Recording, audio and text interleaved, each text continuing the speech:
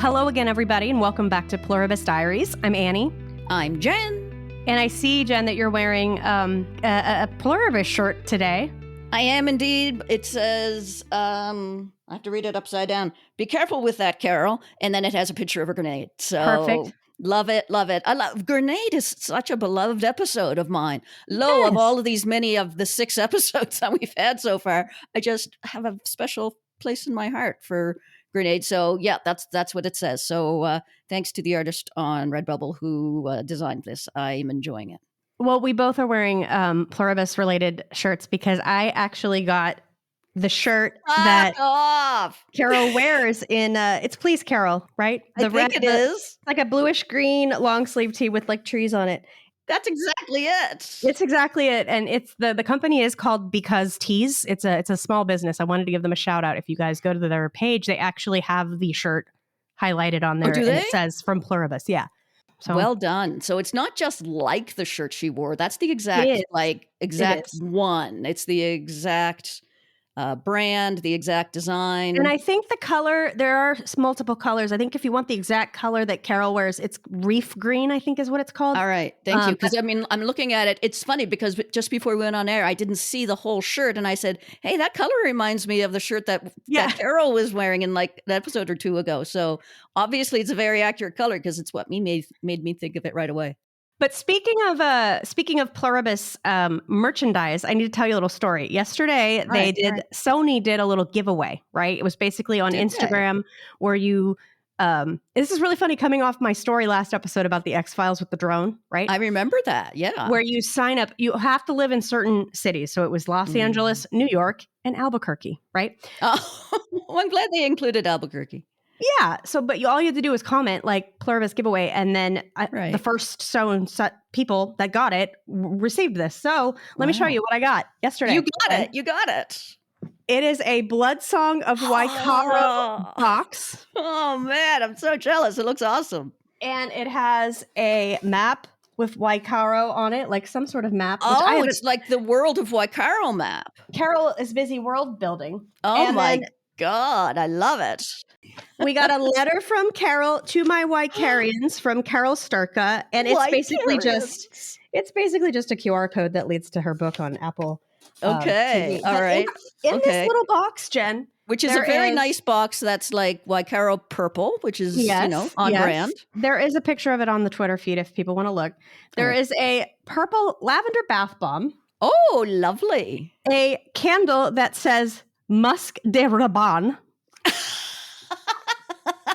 And a Blood Song of Waikaro leather journal. You can't really see, but it's like imprinted on here. That's beautiful. And a purple Sharpie.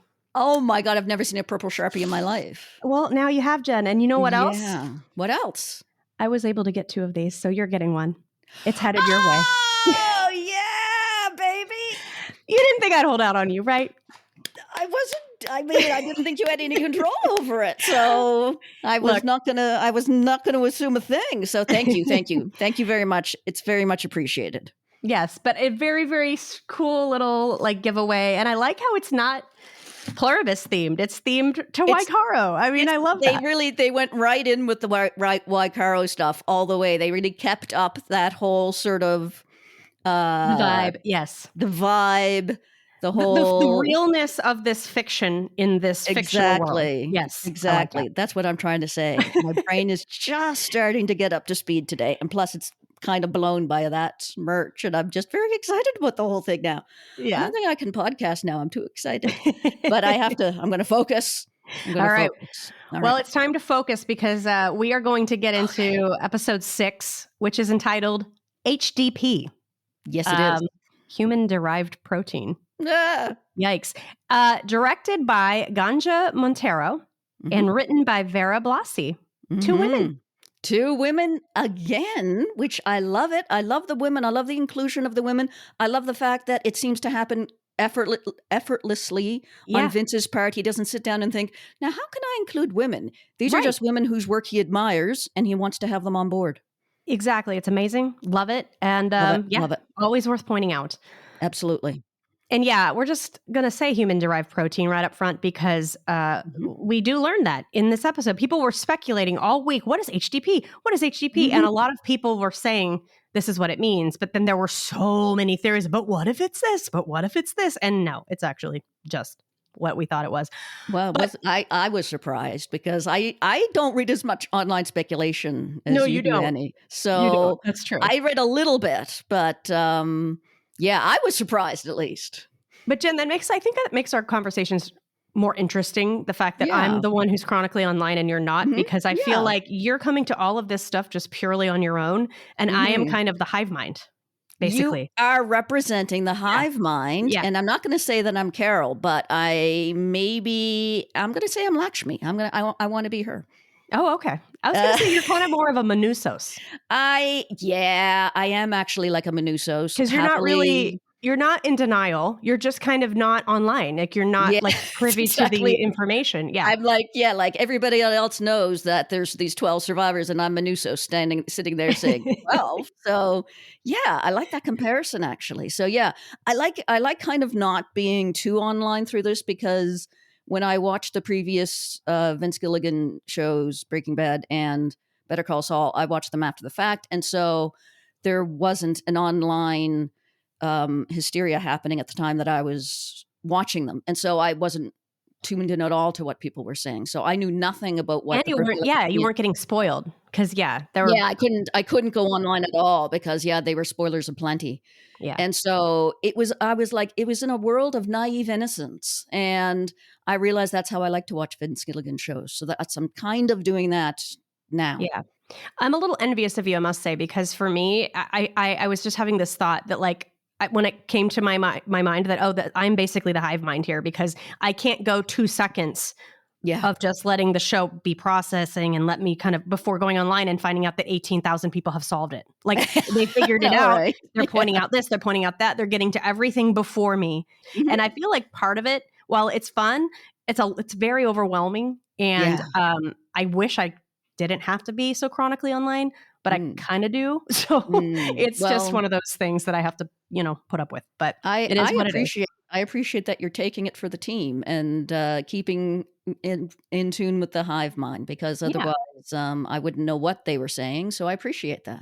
Well, and lots of people do have very, very interesting thoughts and theories and things to say that I might not otherwise have thought of. So I do appreciate it. This is it. There's like some very heavy theorizing and discussion and like really interesting ideas.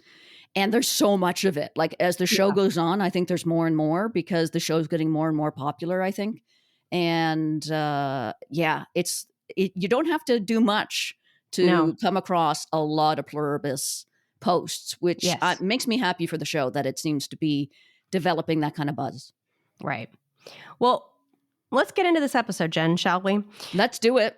What I thought was funny when last week we were talking about how long it was actually going to take us to find out what she saw. And you're like, well, it's not like she's just going to run out of the building and yell, it's people. That's almost literally what happened. That's almost literally what happened. I could not have been more wrong. Well, but we were both wrong because I agreed with you. Like, I didn't think we were going to find out right away. And even as we were watching this teaser, this cold open, I was like, oh, she runs out. She's not saying anything. She's just looks horrified, which we already knew. And then she grabs her camera, runs back in, and the door slams. And I was thinking at that moment, I was like, oh, it's going to cut to the title here. And then we're not going to find out until we see the video. That was what I thought. But no. That's what I thought too.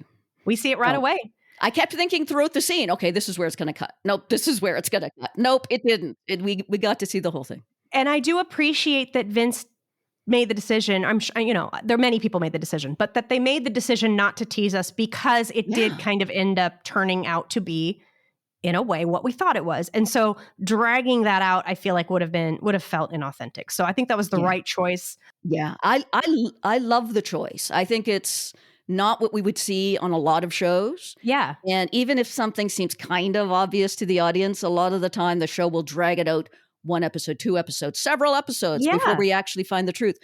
I love the fact that Vince just leans into that and says, you want an answer? Boom, here's an answer. And he's not trying to be coy. No.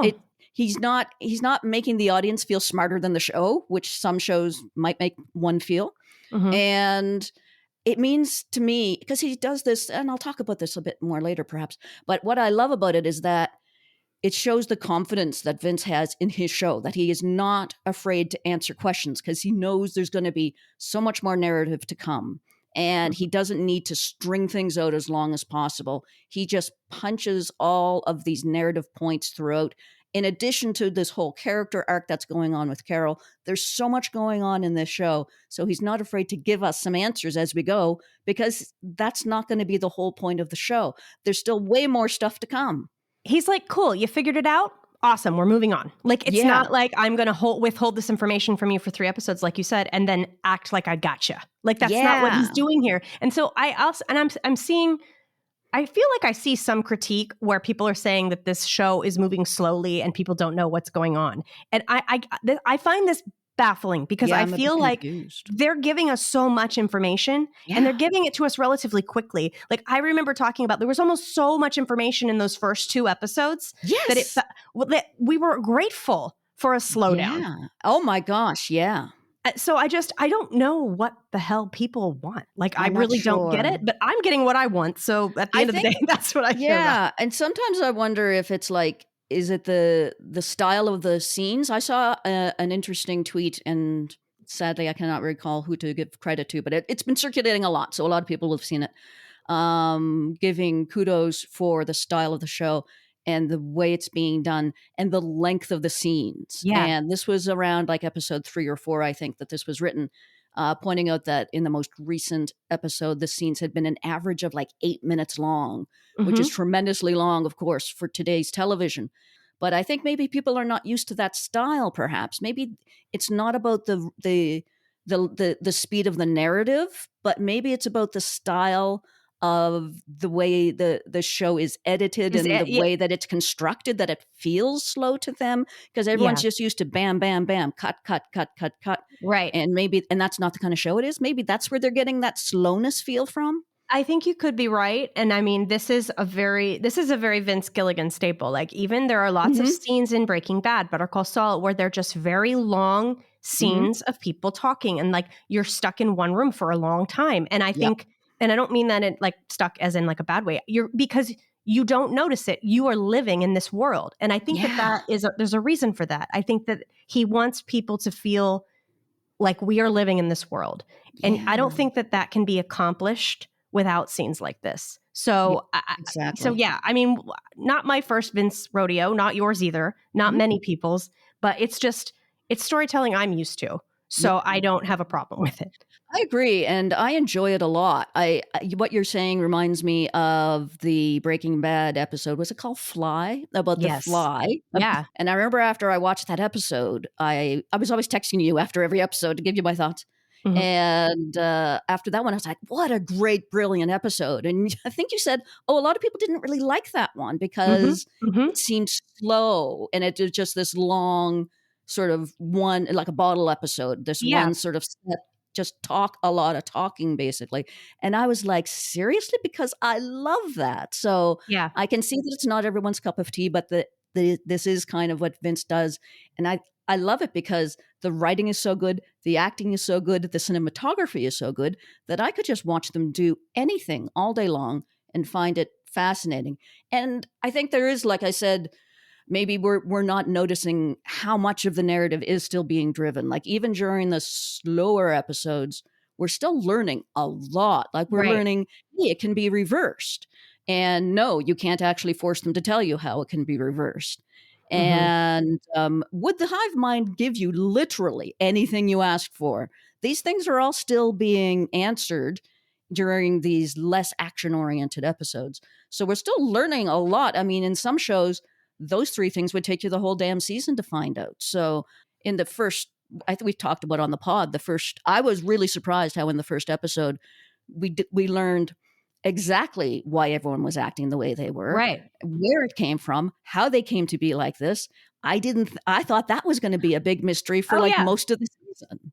Yeah, and in addition to the plot information and all that stuff that they're actually giving us, it's about characters. Like, it's about the character. And I think that was one of the things I loved about Fly, And because at the end of the day, I think for me, what makes a TV show, what keeps me coming back is the characters. Yeah. So yeah, if I'm getting a decent amount of information, which we absolutely are, and I'm invested in the characters, which I absolutely am, I'm happy.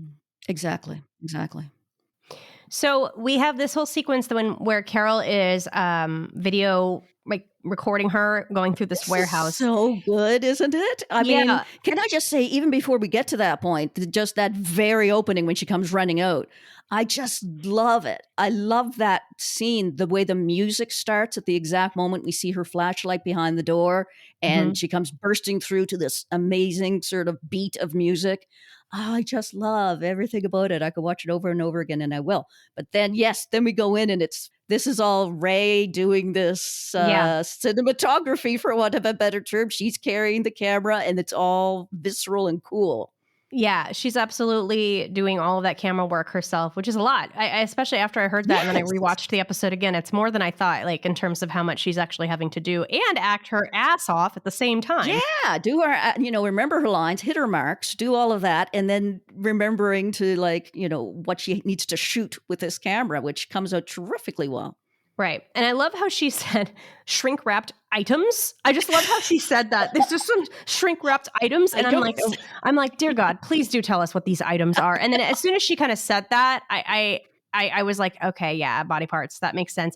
And it also goes back to, remember when we said, once we know what she's seeing, we can put together her look. And it does make perfect sense. You would see that. You would probably think, oh, what are these? Butterball turkeys? Yeah. And then as she looks more, she sees, wait, that's not the right shape. Maybe as she looks more, she sees the chop mark with the bone, which you can actually kind of see, so I can easily see how her brain processed seeing these shrink wrapped items in that shot prior. It was kind of revealed to the viewer in a similar way. Like, we don't see that it's a head immediately. We see it's something sinister. We see, like you say, the chop mark. And I'm like, is that going to be a head? And indeed it is. First I thought it was maybe going to be a leg. But then as she starts to turn it, and then I'm like, oh shit. And perfect reveal, eh? Wonderful. And if people didn't listen to the official pod, which you should, we found out that this is actually a mold of Vince Gilligan's head. Which I love that. Hilarious. I loved it because he called it his only Alfred Hitchcock moment. As Alfred Hitchcock famously inserts himself into like all of his movies. But he has not shown up in any of his prior work. And honestly, I've never seen him, but it was actually nice to hear him confirm that, because I kind of always wondered, I'm like, is Vince in the background somewhere? And I've just never noticed. So he confirmed it.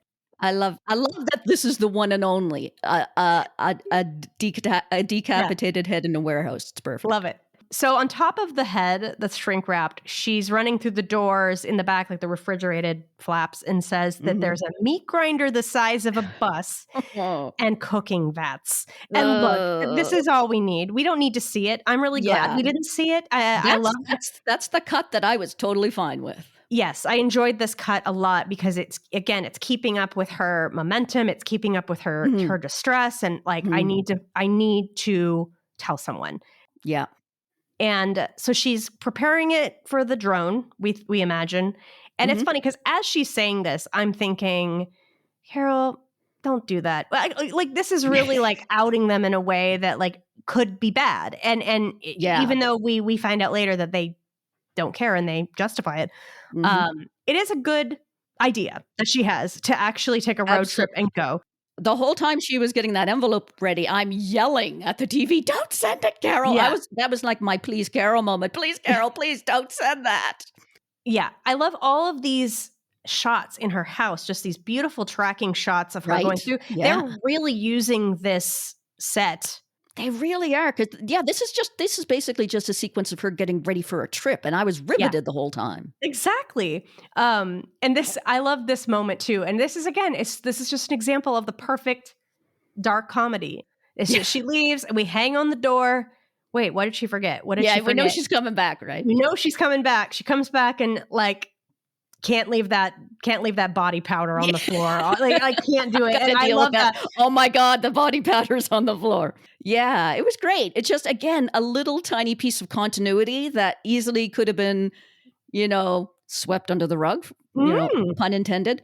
Very And we would nice. have, as viewers, just said, oh, well, she just vacuumed up at some She point. did It's not it. a big deal. But I love the fact that they actually did include it. And that reminds me, I wanted to say, and I don't know if I might be out to lunch or maybe 1,000 people online have pointed this out already, that watching the opening sequence again today, which I always love to watch, I'm starting to wonder if those little dots are also powder. The little dots we see coming together, it reminds me of the white powder now. Oh, I love that. I didn't think of that. I mean, I think it was meant to, I always thought of it as being meant to represent people, being the hive kind of thing.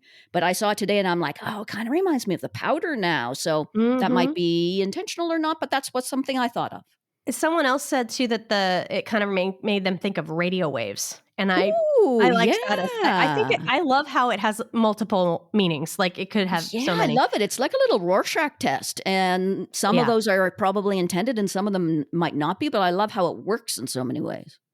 I have to give Vince credit here for two things. And again, I don't mean to be that person saying bravo, Vince, to literally everything. I do know this is a team effort and this is many, many other people's works involved. So when I say that, I just want to make that clear. I'm not like saying, hey, Vince did this entire show single-handedly, but I think when we say Vince, it's implied that we mean Vince and his entire company of showrunners and writers and producers and everyone involved in this show. It is, but I am pointing out a very specific Vince move here. This shot from underneath through the floor is a very Vince Gilligan thing. We've seen it in Breaking Bad. We've seen it in Better Call Saul. Yeah, that looked familiar to me. Yeah, and so I wanted to point that out. And I also just wanted to say, I love how Carol has her COVID. It's obviously her stuff left over from the pandemic, which I think is funny. The mask and then the screen over her face. Yeah. But I think this is another, school of Vince Gilligan moment with no dialogue in a brief few seconds, conveying just how disgusted Carol is by this. Yeah, like she's thinking, shit, this is, I was touching this is on my floor. You can see all the things she must be thinking. Right. And I think it's important, though, to point this out, even though we know how horrified she is, but we need to continually point this out because as we learn in this episode, the amount of disgust people have for what is actually happening runs the gamut here. It does in terms of, and Carol is at the one far, far end of the spectrum where there is nothing about this that is okay, that she's just going to be chill with it. Again, just wanted to put that out. Like, we don't need any dialogue to know that, but this is just another wonderful way to tell that. Exactly. It does, it does many things at once, as Vince's works so often do, which is, number one, it is kind of a funny little black comedy moment, lighten the mood for a second. And it is also a very nice reminder of how exactly Carol feels about this and how horrified and disgusted she is, that the lengths to which she wants to not be in contact with this, any of that. Yeah. And so, again, just like in the course of a few seconds. So, well done as always. Wonderful. All right, Jen, Viva Las Vegas. All right. Viva Las Vegas. Yes. So shout out to director Ganja Montero for this shot, this oneer that we open. And we all know that we're here to see Kumba Diabaté. We all know that's what's happening. Not only because it's, been teased, but because he said he was going to Vegas. He literally said it in episode 2. He told Carol where he would be. So we know exactly where he is. And then we have this very long tracking shot of a martini being made. And I needed to point out, since this entire thing seems to be like a James Bond type fantasy, shaken, not stirred. Exactly. Martini carried by this beautiful woman through this party of all kinds of different people. And Jen, why are they not acting like the hive? We were all exactly, what is going on? I mean, we learn what is happening, but at the time I was very kind of confused. I was wait. Yeah, I was very confused. I'm like, why are they not acting hive-ish? Like, these gotta be hive people, right? So why do they actually seem like they're enjoying themselves at this party and they're interacting and talking to each other? Yeah, they're talking to each other. They're kissing, they're dancing. Yeah. They're not all in sync. They're out of sync. They're completely out of sync. It seems like a real party. Everyone's like flirty with each other. Nothing about this seems like the hive mind. So I was, even though I did guess that this was, going to be Mr. Diabaté in the end, I was still confused. Well, what are these people doing exactly? So that was interesting. When I saw and they mentioned on the pod several, but I only caught I caught the Holly Golightly person dressed like Audrey Hepburn. Oh, I yeah. saw the Elvis impersonator. I think there was a Bob Dylan guy I noticed at the table. I think he was sitting at the table. Oh, I did not see him. I love when like a oneer serves a purpose. It's like Mhm, sometimes you mhm. see people doing it just to do it. But Yeah. like this was very, very purposeful. It was leading us into the room, unfolding all of these people and giving you time to Mhm. process what you're seeing. Because by Yeah. the end of this, when we get to Diabaté, I Mhm. had kind of, I don't want to say figured it out, but I had started to suspect, okay, he has somehow put them all up to this. Yeah. He is making them behave this way, Yeah. which is so interesting to me. And we do learn that that is the case. Like Mhm. essentially he's telling all of these people to play characters or to be Mhm. in character. Yep. And it made me think like, if Jenn, theoretically, if you could have everyone around you do this in Mhm. perpetuity, would Mm. this sort of inauthentic artifice Mm. of individuality suffice? Like, would this pass Yeah. for? I mean, that's a great question because yeah, I like the phrase you use there, artifice of individuality, because that's what it is. He's not getting the full hive mind experience whenever he's interacting with them. They know what he wants and Right. they do it.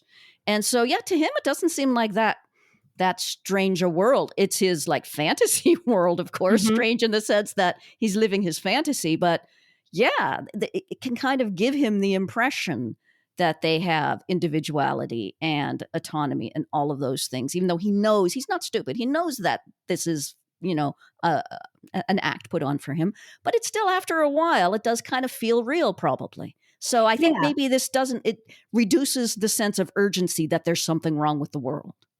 Right. Which made me come to two realizations. One, he's aware that the Mhm. hive as the hive is weird and he Mhm. doesn't want them to behave that way. So That's right. that's the Yeah. he has made an active decision to change their behavior. So Yep. that's point number 1.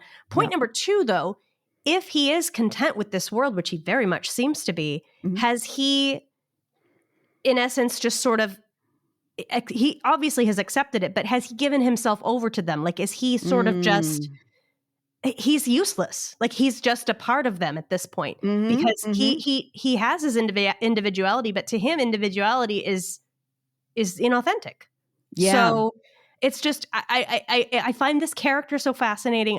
And we'll talk more about obviously throughout this episode, but I wonder what they're doing with him Yeah. other than to show a possibility of how people could easily become seduced by this world. Yeah. What is his deal? Like, what's the What's purpose his for him being here? deal? Yeah, yeah. Yeah.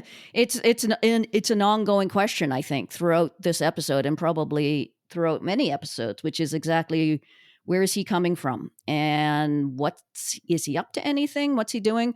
I think that, yeah, what you say is very accurate in the sense that there's a strong indication that he's given himself over to Mhm. this hive mind. Like, the word that came to my mind was collaborator, in the sense, Mhm. someone that collaborates with an invading force. Or That's even kind of, assimilator.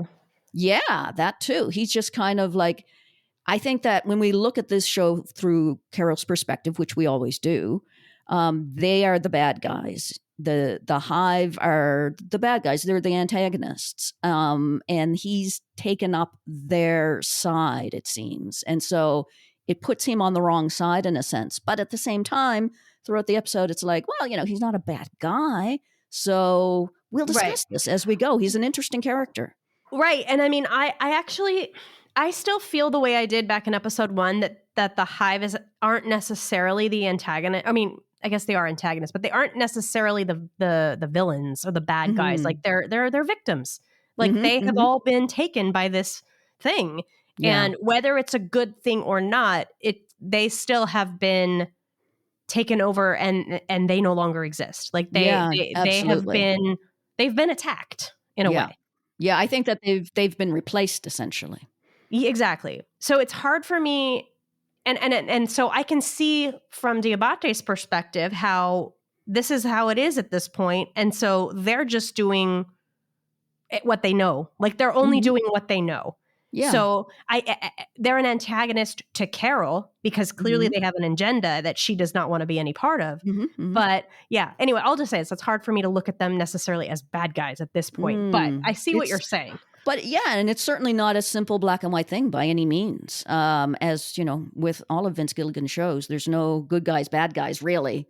That's just sort of an oversimplification.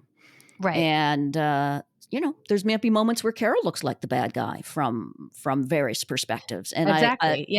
I love that. I love that everyone on screen could be a good guy, bad guy, someone we sympathize with, someone we don't at any given moment.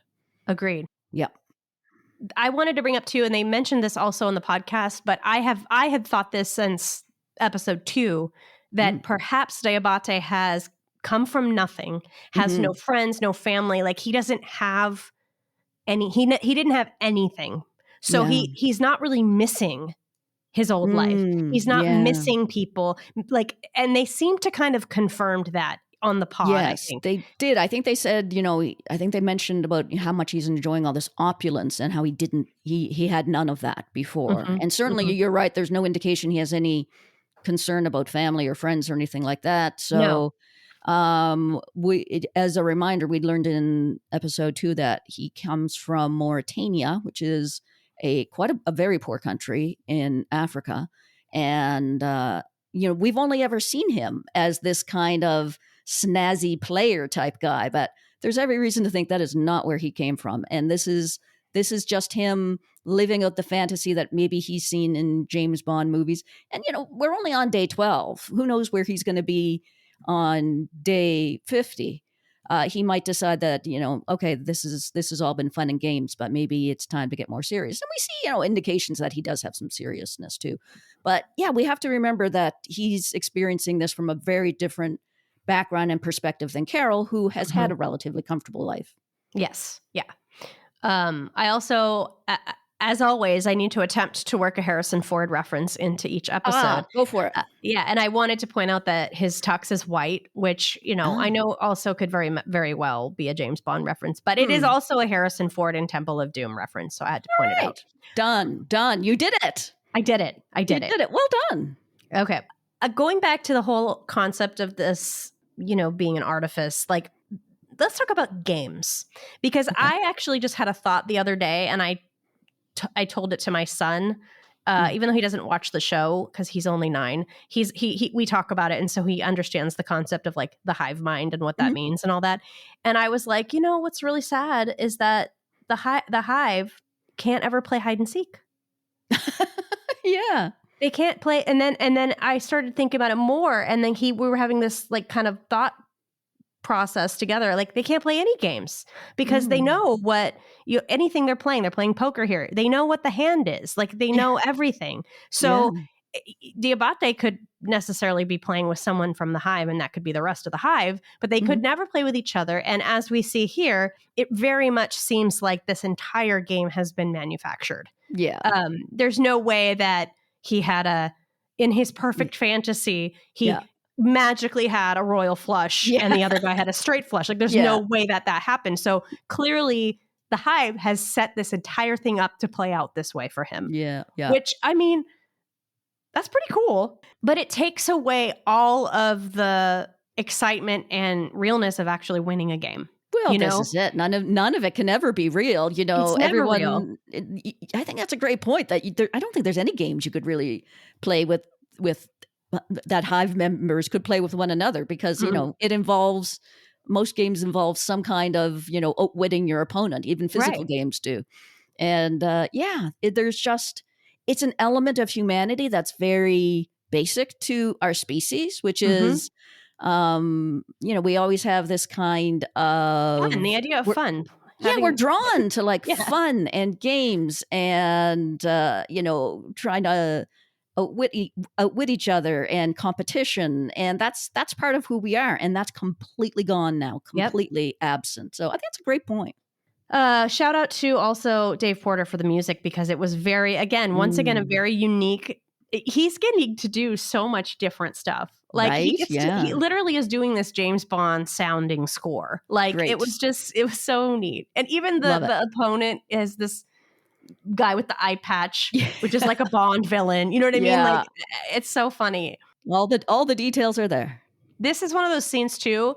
It went on for the perfect amount of time. Like it went on for a long time, but it was very well built and well constructed. And the drama, like creating a scene that is built on drama for a payoff that is already known, that is predetermined, is really funny to me. But I do want to point out my daughter has excellent taste, because partway through this scene, she goes, "This is boring. Where's Carol?" I have a feeling she represented a few of the viewers, probably. Anyway, I loved it because while I did not think the scene was boring, I also miss Carol at all times. So yeah, whenever she's not on screen. It was just really funny that she said that. I love it. I mean, I think that probably more than one person did feel that same way. So I think she speaks for many of the viewers. She does. So after the game, he gets up, he goes off to, do what he does with his lady folk. And I thought, oh, wait, no, before that, everyone was clapping for his hand, including the villain. Yeah. Who was clapping politely. Yeah. He's like, hey, don't break character. That was really funny. But even just the way that Diabaté says that, he's not being mad. There's no sense that he's being like hard on these people, that he's like being mean and ordering them around, which you might get that impression if you didn't see how he interacts with them this way. But he was like, oh, come on, dude. Like, hey, come on, guy. Hey, pal, you're breaking character. Come on now. Yeah. He's still obviously treating them with a lot of fun and good spirit. And he's not being this terrible taskmaster. He's not ordering them around. Like you're right. This all seems very intentional, that what they have going on here does feel very symbiotic. Like we can go back again to the whole issue of consent, and okay, are they really consenting if they didn't consent to being joined? But absolutely. Like, it's hard to deny that, everyone seems to be fine with this arrangement. Yeah. I mean, more than anything else, they want to make him happy, and they know this is making him happy. It's making him happy. And so they're happy. It's true. If he's happy, they're happy. So they're delighted that they are so easily able to fulfill their mission. Zosha had such a tough road with Carol, but everyone that's been around Diabaté has had a wonderfully easy time of keeping him happy. Right. It's just fascinating to me, though. Just the tiny little details that they put in terms of like, you'd have to really think about that to see the difference between somebody who's being, who's bossing them around and telling them what to do, and someone who's just kind of, fallen in, basically. Yeah. And kind of like, hey guys, what if we did this? Let's play this game. Exactly. And they're all like, sure, would that make you happy? Sure. We'll do it. Yeah. He has, as sleazy as he often is, he does have a bit of a childlike quality about him, which is kind of endearing. Yeah, it is. It is begrudgingly so. Yeah. Yeah. Begrudgingly. And I do love the actor. Samba Shoot is amazing. He's fantastic at this. In this character. Absolutely fantastic. Yeah. Love him. He's so dynamic and charming, just effortlessly charming at all times. I wanted to know if you noticed this too, when he's got all these ladies with him, and a few of the men raise their hands. Raise their hand, like to be included. Like, they want to come. We come? Can we come? And he's like, maybe next time. Do you think that is an indication that he's open to the men? Or was that his brush off comment? I could go either way on that. It was kind of like, at first I thought it was like a brush off, but like an extremely polite brush off. Like maybe next time, not kind of like, no, not you guys. It was like, right. And maybe he is kind of thinking, maybe next time. He's not sure yet. Why not? I might give that a try. I feel like until we see it, it's kind of in the abstract, but it did stick out to me as, okay, all right, let's see what's happening here. Yeah. I mean, we see that he's not particularly fussy about his companionship. No, not at all. Age clearly not a concern, as we see in the next scene. So he's a pretty open-minded guy. I was just talking to a friend the other day, and I'm like, look, I mean, if we can say that there's consent occurring, or if, like, as Zosha says, that they're welcoming all affection or whatever, this really doesn't feel much different than like Woodstock. It's just a bunch of free love, right? I mean, it looks on the surface of it to be all pretty fun and enjoyable and okay for everybody. I mean, it is something that if you think about it a little harder, it becomes increasingly creepy. Yeah, it's definitely disturbing on a level for Yeah. sure. But But when you they're just trying, it's not coming across as disturbing, I guess is It's my point. not. I mean, certainly in this scene, I feel like the way that the conversation between Carol and Diabaté back in episode 2 went, when he was talking to her about, may I have Zosha? And Carol, calls him out on the whole, these are basically sex dolls to you kind of thing. Right. It's much clearer. There was a much clearer vibe than like, okay, this guy is kind of up to some sleazy shit. But now when we're seeing it, it's like, oh, it doesn't look so bad. Right. And I feel like with the context of episode 6 now, I feel like I can look back on episode 2 and think that, like, I think Diabaté genuinely is disturbed by the accusation. Like, he doesn't think he's doing anything wrong. I mean, I'm sure most, rapists don't, but like, I think that he has genuine affection for these people, for these women. And to him, that's enough. I think so. Yeah. You know what I mean? And I'm not saying that that's okay. And I'm not saying that that's right, but I'm just saying from his perspective, that is kind of how he is seeing it. And I don't think he views them as sex dolls, I guess is my point. I think it's very easy for us to say that and for that to even be true. But I don't think he sees it that way. No, I think you're right. And I mean, excuse me, I'm not going to make excuses for him, but I can kind of see how he would convince himself of that because they are acting so convincingly. Yeah. And so it looks very much, it looks a lot like this is all good fun, and he's certainly enjoying himself. So, and he knows he means no malice. And so this must be fine. So exactly. He's, it's still sleazy and still like not okay, but I can see that he's not meant to be particularly malicious. We can see it from our perspective that it's kind of a nasty thing to be doing, but from his perspective, it isn't. Right. I can never walk away from this conversation without feeling a little gross about it. I will say that. Oh, yeah. It is definitely gross for sure. Yeah. But especially when we're seeing, especially the opening scenes, especially before Carol arrives, are all very much from his perspective for the most part. Except for that very end of the casino scene where we see the hive mind snap back into character and start cleaning up. But aside from that, everything is from his perspective. And it's kind of like, and maybe he hasn't had much affection in his life and he doesn't even know what it looks like. So maybe this is affection for him. Who knows? But, I'm not going to let him off the hook by any means. But it's, like everybody else on this show, it's complicated. Agreed. Yeah. So after the hive goes back to their work, and again, they're all happy to be doing it. The guys picking up the glass, they're smiling. Oh, yeah. They're fine. They're in their groove. Yes. We made him happy. Mission accomplished. This is absolutely great. We are in this little hot tub scene, which I, on the podcast, Samba Shoot said was his very first scene that he filmed, which I think is... Vince sounded like he felt a little bad about that. He's like, really? What? One of the fun things about listening to the official pod is how much is a surprise to Vince. Like, obviously, he's not involved in every single decision in the show. He can't be. And so, but he's always fascinated to learn these things. He's like, was it? And it was just laughed. And I'm like, he's a pro, is Samba Shoot. So obviously, he pulled it off very well, but I can't even imagine having that to be your first scene. Yeah. And then he had a shout out to the intimacy coordinators, which I always think is a good thing. Always nice to have that. And it makes, honestly, knowing that's a thing makes me feel better about watching scenes like this. It really does. And it's a relatively recent thing, like in the last couple of years that I've seen intimacy coordinators showing up in credits. And it makes me so relieved when I see it because it's like, okay, that makes me feel good that the actors on set were made to feel safe and comfortable. And I think that's really important. I thought it was also interesting how this whole shot is another oneer. It's a one long take in the hot tub. All the bubbles are very strategically placed to where you're not actually, other than the one woman's backside when she's laying down, you're not really seeing nudity per se. And I mean, it's just not that we need to see nudity. We don't, but I mean, it is an MA show. There really wouldn't be any. They could. I wonder if that was a directorial choice or if, this is a Vince thing. Like, hey, we don't need to have nudity in this show. Like, I'm just curious. Yeah. I think it was because, I mean, they could have gotten away with it. You can do anything once they're already at the rating where it wouldn't make any difference to throw some nudity in. But I'm glad they didn't because it always feels sometimes when you see, especially if the only nudity we saw was female nudity, it always can feel a little bit sort of exploitive, perhaps. It agreed. isn't always, but it always makes me kind of feel that way. So I'm glad they didn't.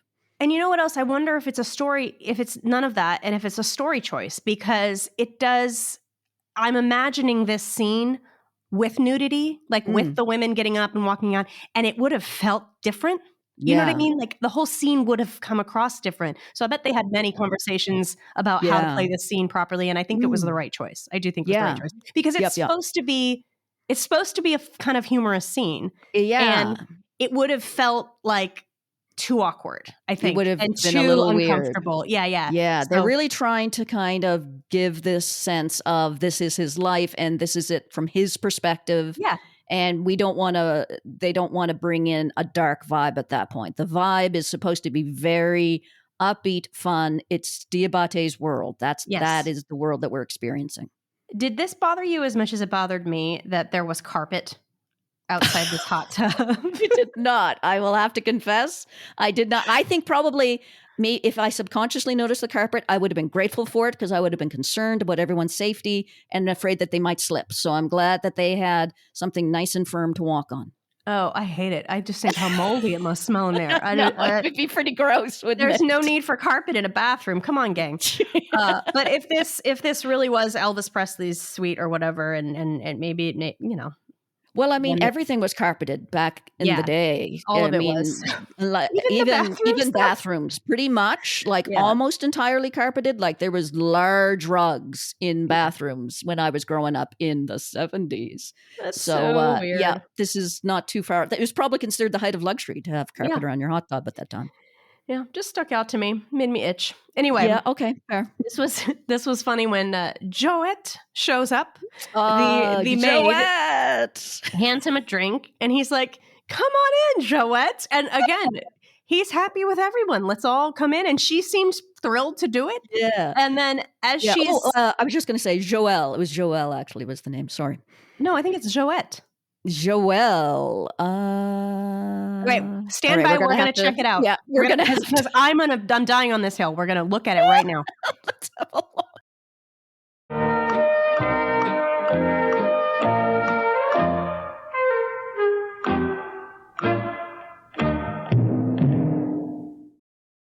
Here we are. Hang on. I got my captions on. Joette. Joette. Fuck. Yep. All right. Joette it is. I won this round. Yay. I didn't know we were playing rounds. Damn it. I haven't been keeping track. You seemed very sure, and I knew you were wrong, so I had to press you. Okay. I don't know why you had to do that. See, this is the kind of thing the hive mind wouldn't be able to do. They wouldn't be able to have these competitions. I had to do it, Jen, because you corrected me. I was so sure, too. I don't normally do that because I was really certain about it. But yeah, I am fine with it. Joette is fine with it as well. And she's taking off her garb. And then everyone kind of pauses. The whole hive kind of pauses. And you can tell that Diabaté is very confused by this. He's like, wait, what is happening? And then they all kind of get up and they're like, we need to go. We got to get out of here because you have somebody coming. And we know who's coming. Mm-hmm. But I think it's so funny that Carol is like a pox. Like they need to be. Yeah. They have to leave before she even gets here. Yeah, they can't even interact with her. Yeah. It's not just the Albuquerque people. It's everywhere. Everyone. Yeah. I mean, that makes sense. I mean, it wouldn't make sense if the Vegas people were cool with her and the Albuquerque people weren't. It wouldn't, no. But it's just very, very funny that they're still not okay with Carol. They need their space. And we kind of learn a little bit more about why by the end of the episode. But at this point, I'm thinking, okay, when is the timeout over? Like, when are we going to come back? Yeah. Yeah. Like, how much space do they need and for how long? Yeah. It's kind of like, how long is this going to go on for? Yeah. But anyway, Carol's arriving and the strip is completely empty. I don't know if this is the actual strip. I'm not as familiar with Vegas. I know they filmed some of it in Vegas. I'm not quite sure exactly which part. They did it? It's in Vegas. I'm just saying I don't think it's the strip. The strip. I think it's the Westgate, I think, is on a different street, is my only point. Sorry, I was just being technical for no reason whatsoever. But she pulls up and there's a sign, and we saw this in the teaser, the Welcome Carol. Yeah. She's like, what the fuck? But I mean, this tells us that they're aware she's there. And she Yeah. knows now that they know she's there. Mhm. So I don't know how covert she was attempting to be, but I think she's also thinking it's weird. Once again, everyone's gone. Like, I'm not running into anybody, you know? Yeah. And they said on the pod that they had to, they could not close down a casino. Like, they literally could Yeah. not do that, which makes sense. I mean, think of how much money the casino would be losing if they even closed down for Absolutely. 20 minutes. You know what I mean? They are going 24/7. Yeah. So they had to basically cordon off a section. And that's what they had Carol walking through, which worked for me. I mean, Yeah. it still looked You don't really need a empty. whole casino. That's fine. Beautiful, beautiful casino. Such shiny floors. Yes. And I do like how as she's walking across the casino floor, the shot actually kind of lingers on a image of like an AI dealer lady. Yeah, it does. Like a CGI, I don't know, saying place your bets. And again, Yeah. I don't know if everything's intentional, but and I don't know what this means, but it felt like it meant something. So I like it. Place your bets. I did notice that. So if you and I both noticed it, then it definitely was meant to be noticed. Right. Which is interesting. I mean, maybe there's a theme here about gambling. I mean, we've had the poker. We're in Vegas, obviously. Place your bets. Maybe there's a theme that's going to emerge about gambling and games and bluffing, and who knows? I'm guessing that that's going to be thematic. Every little detail seems to matter. So I like that they, showed us that. Yeah. So Carol, I love this elevator, by the way. So fancy. Oh my God, it's the fanciest she was able to sit down on that elevator. But yeah, she's sitting in the fancy furnishings, but you can tell she's wound up and ready to go. She comes into his room and he's the only one there. Everyone is gone. And she obviously notices it. She's like, okay, so everyone just took off and left. Why are you still here? Basically. Yeah. And it's a good question. It is a good question because they did invite him to come with them. Mm-hmm. I think Diabaté's relationship with Carol, I find that he wants to give her another chance. Like, I think he wants to see, okay, was she just off that day, or is she going to be more willing to comply? Or like, he's kind of, and I also think that him leaving probably doesn't solve anything. I'm just wondering why he wouldn't leave. Like, he obviously wants to talk to her. Yeah, I think he does a pretty good job of explaining it. I mean, I like it when they kind of suggest that he leave with them, that he says, I can't do that to her. That's the first thing he says, which is quite sweet, actually. And so it's kind of like that's his first thought, is that he doesn't want to make her feel any more ostracized than she already does, or any more alone than she already does. Yeah. And so that's his first thought. But then he does say, practically speaking, sooner or later we'll have to talk. And so he knows that she's just going to keep sending these videos. Right. So let's get this over with in some ways. And I think, he does want to reach out to her. He knows that she's lonely. I think he does feel for her on a lot of levels, which does make us sympathize with him a bit more because we love Carol, obviously. And so I think that that's kind of sweet. I agree with you for the most part. I think he does, but I think only to an extent. Like, I think he is only willing to give her so much. Absolutely. Because at the end of the day, he has an agenda too. He doesn't want her to reverse this. He doesn't want her to get in his way. So they're not on the same side. No, it's an interesting sort of push-pull here. But we are going to actually be talking about their relationship quite a bit. So I just wanted to bring that up. Like, in terms of him sticking around, he knows it's going to have to happen. And so he's like, like you said, I think it's basically, let's get this over with. I think that's the overriding sentimentality. I think it probably is. And I think he does just feel sorry for her, which isn't necessarily affection. But I don't think he does yet. I don't think he does yet. So? Not now. All right. No. Well, we'll see. Let's see how this goes. I think he does later in the scene, but I don't think he does now. I think he does, but that's all just in that's in the eye of the beholder. Yeah. Well, she comes in, doesn't really greet him. It's funny because I watched the episode 3 times. And by the third time, I can see from Diabaté's perspective how Carol, just being Carol, because to me, the first time I watched it, I'm like, this is Carol. This is how she is. Yeah. Could come across as chilly or dismissive or downright rude. Like, I could see how it could. I can also see how someone like Helen or us who love Carol will see this and just be like, that's just Carol. Like, there's nothing wrong with it. It's not only do we allow it, we find it charming because her. Because that's her. We love that about her. Yeah.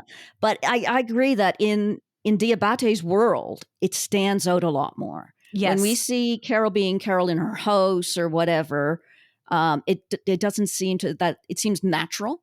And I feel like we don't notice her quirks, shall we say, quite as much. But in Diabaté's world, where we've in the previous scenes set up the tone and vibe of this world, how he interacts with everyone else. Yes, it's jarring now. It's jarring, exactly, much more so. And I'll also just point out, as she walks in, he offers her champagne. And again, as we've been tracking Carol's use of alcohol, she says no thank you to the champagne when she walks in, because she is on a mission. Which again is the eye of the beholder. Like, we know exactly why she's turning down that champagne, but he might see it as being rude. He might.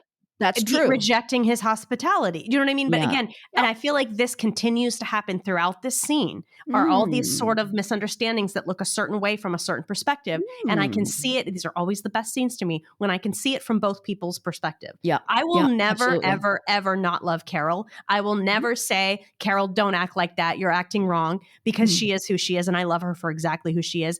But I can also say, from Mr. Diabaté's perspective, you're not doing this right to get what you want out of him. Like, I can see that. Yeah, Carol is not the kind of person to modify her behavior most of the time, unless it's when she was working with her fans. We did see she was capable of modifying her behavior there, because she knew she had to. But ever since that, she's just, fuck that shit. I'm not going to put on that mask anymore. I don't have the energy. I don't have the time. I'm just going to be myself. And the one time she did modify her behavior was when she was making that video and she was very frustrated, and it ended up with her kind of having an outburst at the end. And then she realized, okay, I got to redo that. So but again, that only happened in this most recent episode. So it's like, she's slowly learning that maybe to get what I want, I need to adjust my own approach. When she needs to convince people of things. I think in this scene, she doesn't think she has to, because she thinks that the video will do all the talking for her. So she doesn't have to bother trying to convince him of anything. She just has to get this on the TV, and that's it. And the irony too, that we never see it. She never ever shows it to him. It's so because funny. She doesn't have to. It's it's such a valuable piece of evidence, and she never even needs to use it. So it is such a twist. But the fact, okay, well, we're going to talk about this, but the fact that she's trying to tell him about the HDP, well, not the HDP, but the bodies, right? Yeah. And he already knows about it. And she's like, well, how? He goes, well, I asked them. Jen, this reminded me of what you said last episode, when you're like, is there going to be some sort of metaphorical or thematic meaning for her pushing the little button on the gun and it popping off? And I was like, this, look, she went through so much. She went through an entire episode, all of this investigating, when all she had to do was ask. All she had to do was ask. Amazing. It never occurred to her to just ask, which is, a bit of a callback to, again, episode 2, where the other folks, the other individuals had already asked a lot of the questions that Carol was trying to get the answer to. Right. And, Mr. Diabaté points it out quite specifically, like, didn't you ask Osha her name, kind of thing. There was this sort of ongoing thing of, why don't you just ask them? Right. And again, we're reminded, like, oh yeah, she could have just asked them. Yeah. And during the episode, during the Got Milk episode, last episode, I at no time thought, you could just ask them, Carol. I didn't think that, because I was swept up with her investigation, and they all seem pretty damn sinister, and she's alone. And it didn't occur to me to ask them, but of course, it's a different perspective from Mr. Diabaté. Well, and there's a very important element too that I think we need to continually bring up in defense of Carol. She does not trust them. Yeah, she has not fallen in like Diabaté and the others. Like, she does not trust them. And so while we think, okay, that would be very useful to ask them questions and get answers, as she learned in episode 4, she can do that. Yeah. She doesn't necessarily trust she knows they can't lie now. She does, Mhm. but she Mhm. doesn't necessarily trust their motivations. And that's Yeah. important. I think that's really important for why she is the way she is with them. And I think it's understandable. Oh, absolutely. I would be the same. I hope that I would be the same as Carol in this situation. I hope Yeah, I'm not gonna be a Diabaté and just using it as like a live action role play fun and games time. right. I would hope that I would be, the one standing up against them and saying, "This is wrong. This needs to be changed." So, Yeah. it's totally understandable that she sees things the way she does. I kind of wonder when she does learn that, "Oh, you can just ask them." I wonder if she does think, maybe I should have just asked them because they would have probably Yeah. told her. There's no indication that they wouldn't have because we know they can't lie. But I can also see why it didn't occur to her to ask because, like you say, she doesn't trust them and it doesn't occur to her to ask them these questions because she assumes they're hiding things. It makes me wonder if when Diabate asked them this question, because he asked John Cena, right? Which Apparently he we were did. about to talk about. Yeah. Did they then answer him immediately? Or did Yeah. John Cena say, hold that thought, we'll be back in a few minutes? And then they hired all their best editors to put together Yeah. this beautiful video, as they always do. And then that's how he learned? There was an explanation to him that was his own explanation because, as Diabate says, he's even It's more convincing in better French. in French. Yeah. Yeah. So he obviously did give him something of a spiel. Yeah. Quite a maybe the exact same wording. Was it a video? Maybe it was. Yeah. Who But it knows? was, at the very least, it would have been the same script, I imagine, which was a very well written script. I have to say, kudos to the Mhm. Hive Mind's PR people. It's the best written script you could possibly have written to explain cannibalism. I mean, look, by the end of it, I was kind of like, well, they make a good point. Kind of. Kind of. I'm kind of like, Like, cannibalism, not so bad after all. all right, let's talk about this. First of all, let's give shout out to John Cena because I can't think of a better person that they could have picked to do this video. Honestly. Amazing. Well done. Yeah, perfect. Just perfect. Just a random, hilarious, and yet perfect choice. I'm still sort of like processing how all of these little factors came together to make this ridiculous premise palatable, funny, and compelling and believable. Like, honestly, how did they do it? They did it. This is the kind of show that's very difficult to explain to people, not because it's complicated, but if I were to tell someone you should be watching Pluribus and they asked what it was about and I told them, it would sound weird and perhaps either unpalatable or just stupid. But it's neither of those things, and you can't see it until you watch the show and see how incredibly well it's executed. When people ask me what it's about, I kind of go like, you just need to watch it. Like, I'm like, literally go in with no premise. Just go in and watch it. Like, Yeah. You can't explain it.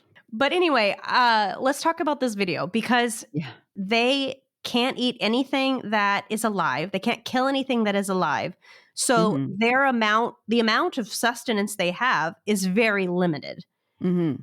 And this is I feel like this is kind of what we predicted, or I don't remember if I think it was me, but we both predicted last episode that they were doing this for efficiency reasons. Like, they were doing this because, we can't let this go to waste. I did not know, because I don't know the numbers, how close they actually are to starvation. Because when you think about it, how many people in the world are already starving? Yeah.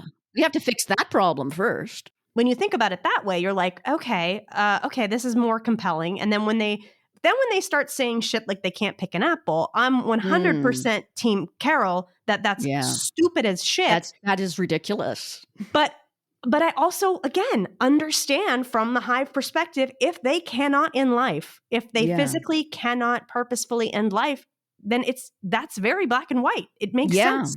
It's they can't do it. There's no way around it. It's all very simple to them. It's a very simple rule to follow as far as they're concerned. And it's new. It's new to us. We knew about, the fact that they would prefer to be vegetarian, but the idea that they couldn't even pluck an apple is new and weird. But, if you're going to be like super consistent, I guess that's what you're going to do. And it's like a bizarre kind of restriction. And I mean, what I find interesting about it is that, this is going to literally kill them in the end.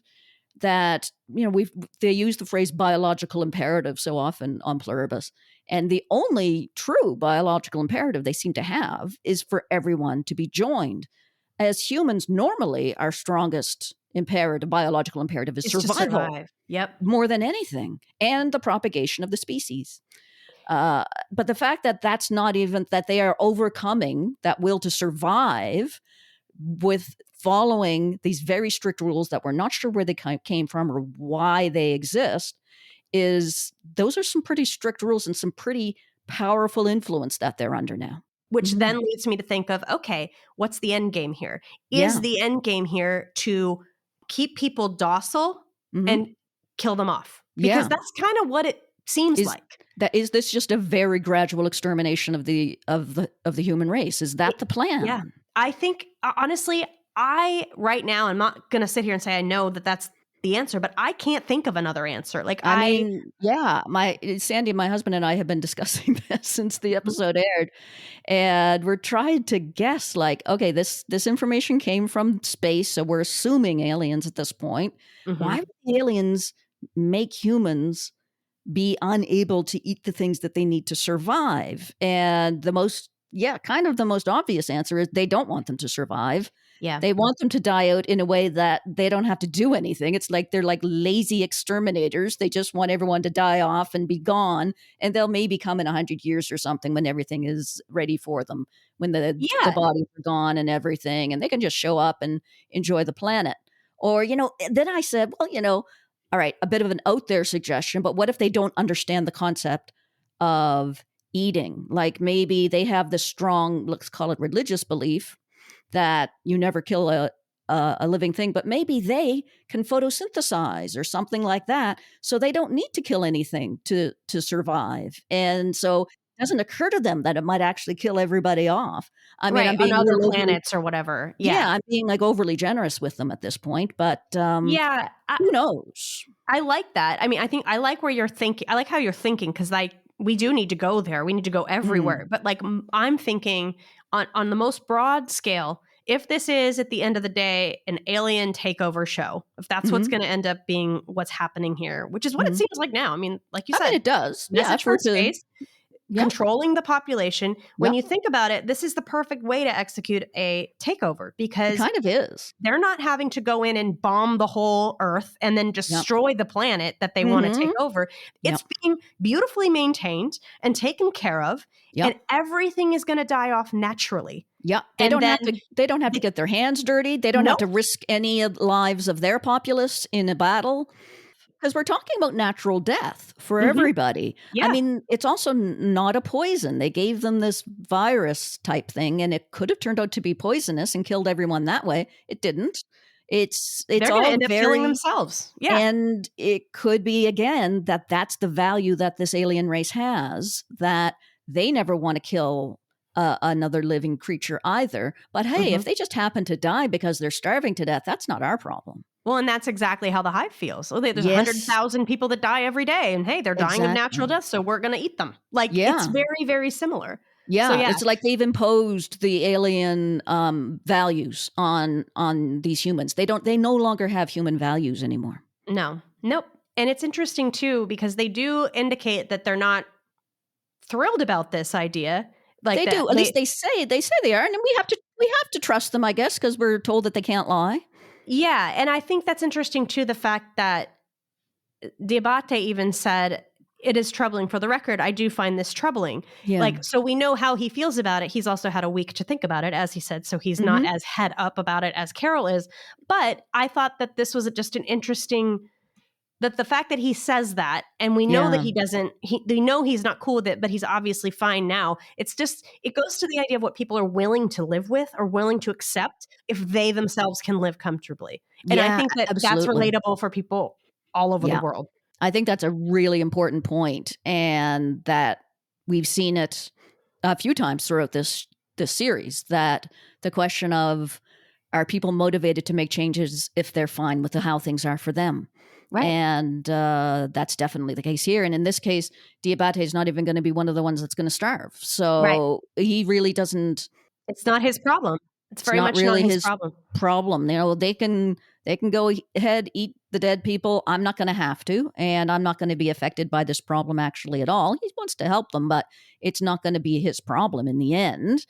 And yeah, I think that I mean, I mentioned how well written the script of the video was. And I think the fact that John Cena, quote unquote, acknowledges, like, we don't love this, given our druthers, we wouldn't be doing this. Honestly, we're not that keen on it ourselves. That line. Yeah. I think that was like a very savvy inclusion that, like, we're not monsters. We're still like you, we're Yeah. not crazy here. We're not some terrible monster that's just happily eating people, which is Right. kind of what I assumed, at least, and maybe what the audience would assume when we saw the warehouse full of dead people ready to be consumed, that they're just happily tucking into those legs and heads. I didn't think that. I thought that this was possible, that they thought that death is just a natural element of Mhm. life, and that to them this was no big deal. Yeah. Not that they're doing it happily like monsters, but just they Right. just don't have that part of them that sees Right. this that sees death as a tragedy and sees Yeah. people as sacred. They see them Mm. as meat, or Yeah. they just see them as an exclamation point to a sentence that they need to finish. Like Right. that's how they Right. look at it. Yeah, that it wouldn't matter to them one way or the other. And this also, the theory that we're talking about the the possible alien takeover or whatever. It makes me think of, like, this is now why I understand that their top biological imperative is making Mm. everyone happy, Mhm. because they have to get them on board. They Yeah. have to get these final 13 people, because Yeah. if they don't, then everyone else will die off. The 13 Mhm. will be still alive on the planet, and then when Yeah. the aliens come to take over, they can't kill them. They can't. Yeah, because that's their biological imperative. So So, this makes sense to me, then, why it is so important to them to get them to join. yeah, because that takes care of the problem. Right. Like, so And it even if and it this and it answers the kind of obvious logistical question that people might have asked when they were watching the show, which is, why don't they just kill Carol? Now right. we know. We know Now we very know. clearly why they can't. Just to make a reference to the X-Files for a second, it was an ongoing question throughout the X-Files, wasn't it, about why don't they just kill Mulder? And they had, He's such a pain in the ass. Yeah. they had various answers throughout the series. It would make him into a martyr. He's actually my son. Take what you will for Yeah. for what the answer was at any given time. But it's kind of, I like the way that they very neatly and convincingly answered that question here. Yeah. And once again, I think the visual of the apple being plucked is going to stick with me for the remainder of this series, for how fucking serious they are about, Yeah. we are not going to break these rules. We can't even take an apple. The video of the apple being plucked and the big red, no sign No. over it. Yeah. No. I loved just the way they had all the, like, B-roll kind of stock footage in the background during this video. Super, like, very professionally produced. It was like kind of like a corporate training video or something. It was just, I loved everything about it. It was hilarious and chilling at the same time.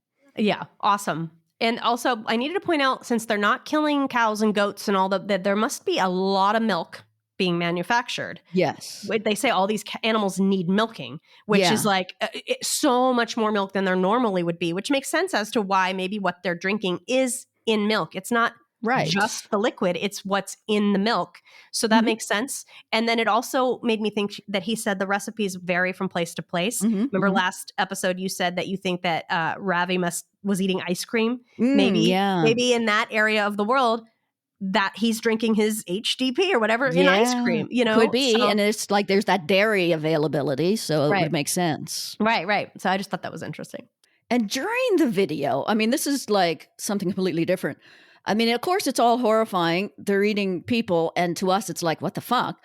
But I was just, the whole time I was thinking about something I learned this week, which I'm sorry to have to make everyone else learn it as well, because I kind of wish I could unlearn it. But it was about this, and you may have heard of it, Annie. It's about this cosmetic procedure. I think it's called Renuva, I want to say.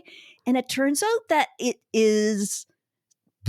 It uses stuff from dead people, is the short way of explaining this. And I said, no, the fuck it doesn't. And my husband, who had learned this, felt compelled. You mean like facial injections and stuff? Yes, this is something that they get, like, poof, poof, injected into their face. And it's some kind of like product, I'm going to say it, It's the product from the fat of dead bodies that have been quote unquote donated. And I'm like, I'm not sure if people know what was happening to these bodies when they donated it, or where it's coming from or how this is working. It takes a lot of digging to find out where that stuff comes from, let me tell you.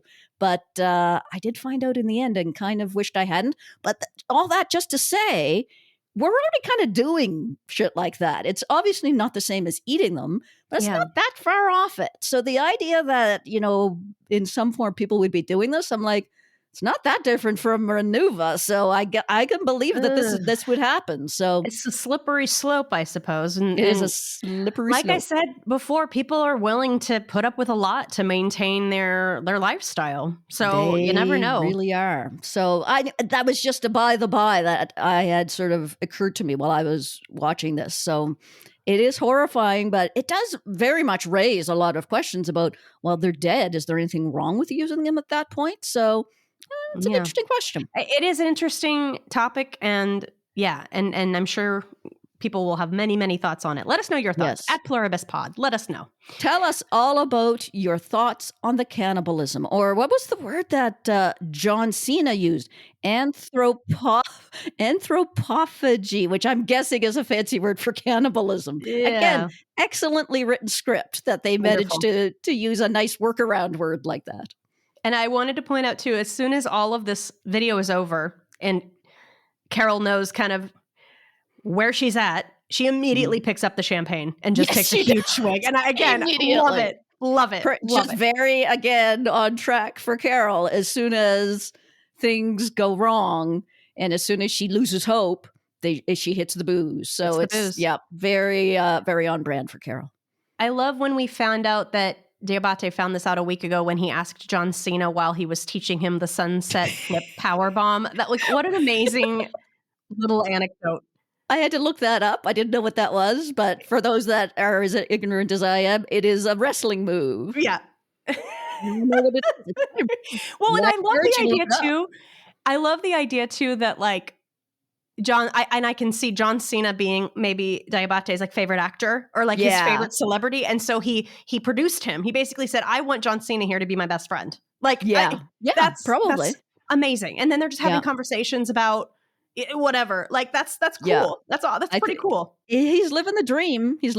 I mean, maybe if I was in that position, I'd be like, hey, could Ray Seahorn come and be my best friend? Who knows? Yes, exactly. It's like, can we get Ray over here right now? It'd be very tempting. It would be. But I do think, as Carol points out, like, that's not John Cena. Like, we have to continue to remind ourselves it's not him. Yeah. This is, though, to Diabaté, it's fine. He's living in his fantasy world, and it's real enough for him. Yeah.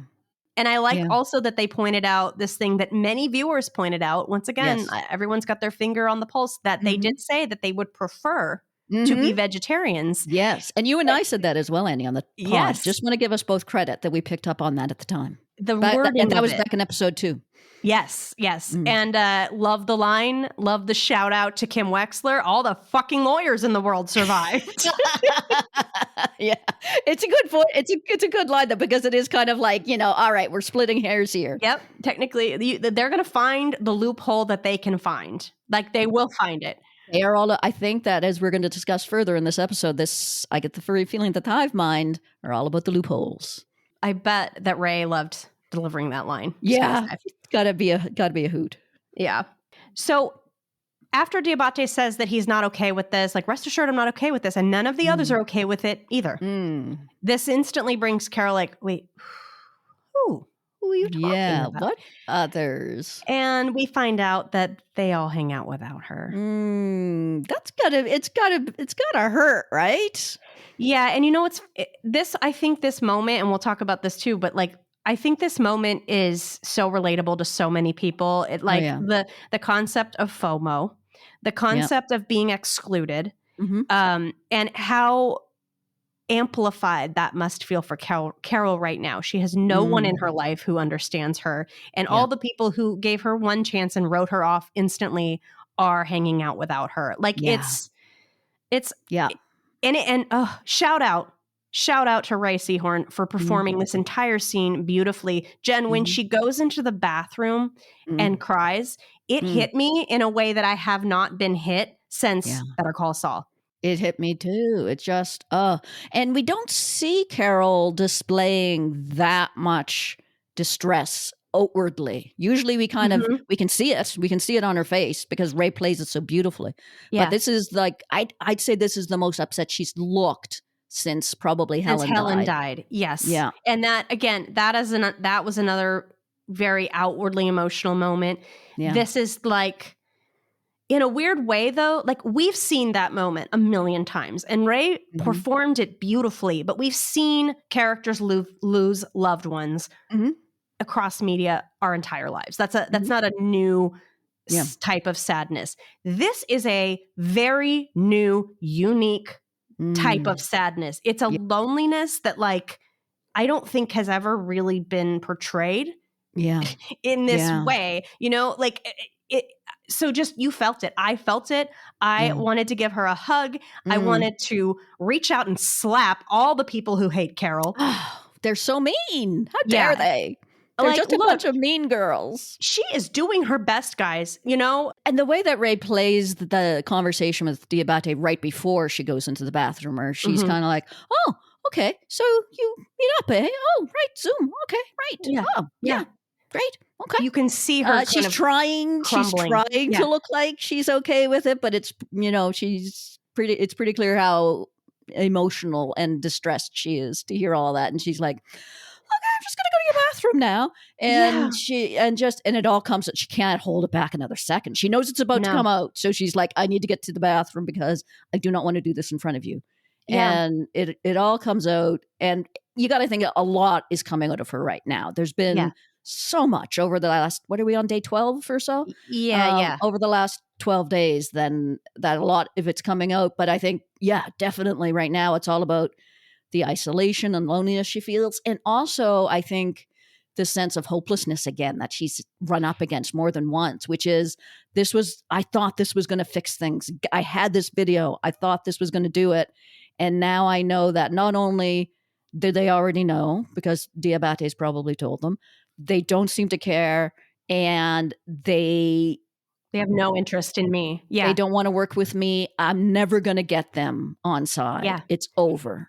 I think there's also an element here, and Jen, tell me if you agree with this, of Carol self-loathing, of her knowing that she is putting people off and kind of hating herself for it. And I think that is what really got me. Like, that is what really made me feel bad for her, because we know in this moment, she doesn't want to be, I don't want to say be this way, because that makes me sound like I'm judging how she is. And I don't. I think she's fine the way she is. But she doesn't want to be putting people off. She doesn't want people to not like her. She, of course, wants people to like her, And so the fact that, like, I feel like also the lead up, the conversation when Diabaté says they took a vote, it wasn't unanimous. I have a feeling it was Ongo, but what's his name?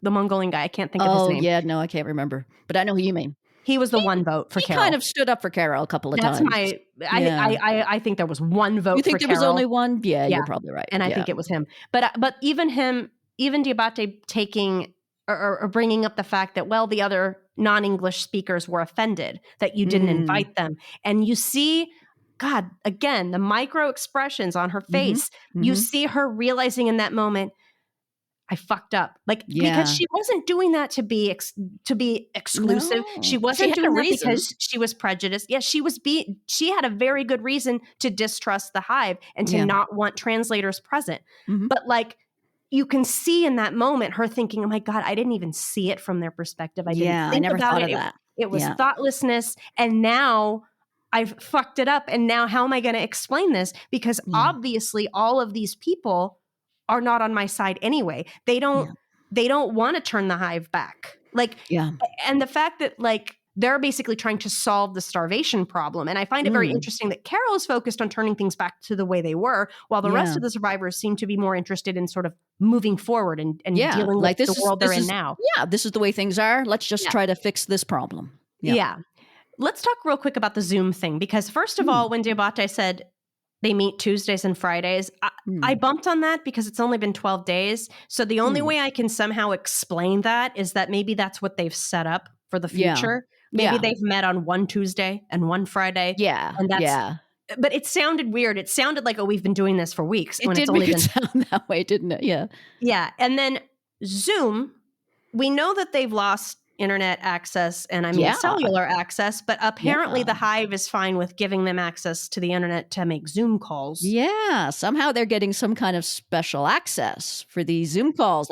That's a pretty big privilege to have that access. So yeah, it just shows the kind of favors that they're getting. And I wanted to point this out too, because we were wondering about this last week about Lakshmi. She knows her son is eating people. Yeah. She knows. And still gives zero fucks. Like, we keep saying, what is it going to take for this woman? Jen, we have reached the point where I don't think anything is going to change this woman. I'm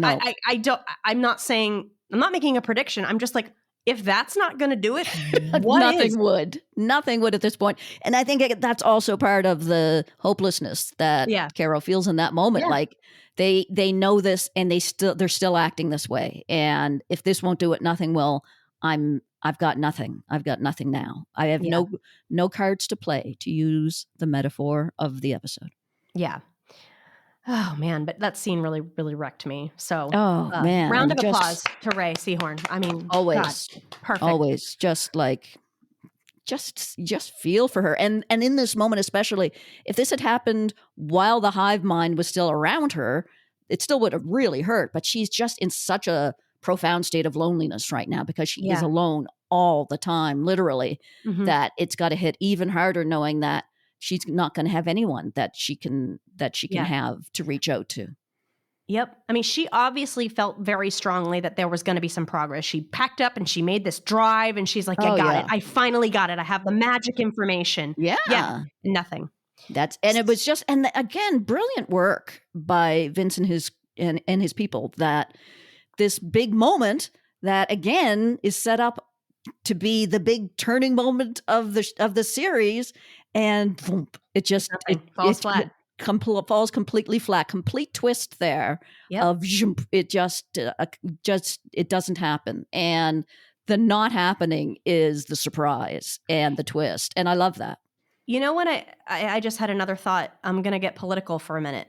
Do it. This reminds me of Trump supporter people, MAGA people. It doesn't matter how horrible.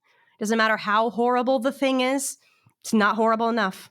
Yeah. Not horrible. Like never going to be horrible enough. Nothing will ever have that impact. Nope. I don't know. Some things I think it's a really good analogy. Now I feel like crying in the bathroom.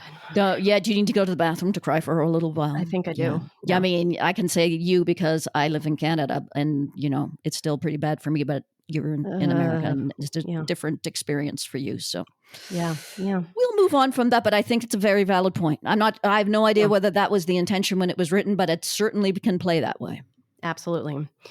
So after this breakdown, we cut to Diabaté, who is on the phone with the hive. And I found this, I loved how this was filmed. It was very close to his face.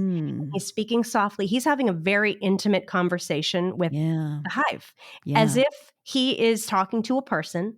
And he says, he's saying, but she's lonely. I think they're trying to explain to him, well, we need our space, right? He's trying to convince them, I think, to come back, because I think Diabaté's number one biological imperative at this point is to also bring Carol into the hive so that he can continue to live his life uninterrupted. I do think, and I think the scene following this, with him putting the blanket over her, I do think that there is a sliver of humanity in him, obviously, that feels bad for her. I don't think that's put on. I don't think that is fake, because when he hangs up with the hive, he says, "Goodbye, my loves." Right. Yes. First of all. So he has fully accepted that he is talking to multiple people. Yeah. He's not deluded. He is in love with the hive.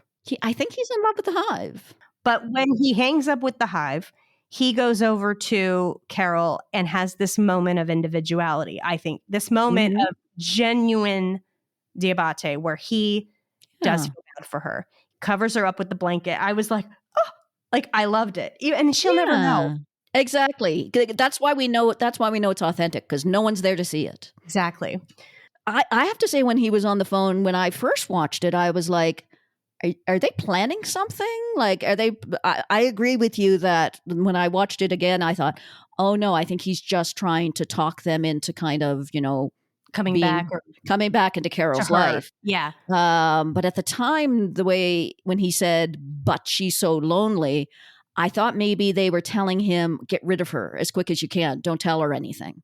But no, I don't think that's what it actually is. Upon rewatch, and I liked it better when I realized, oh no, he's just trying to stick up for her.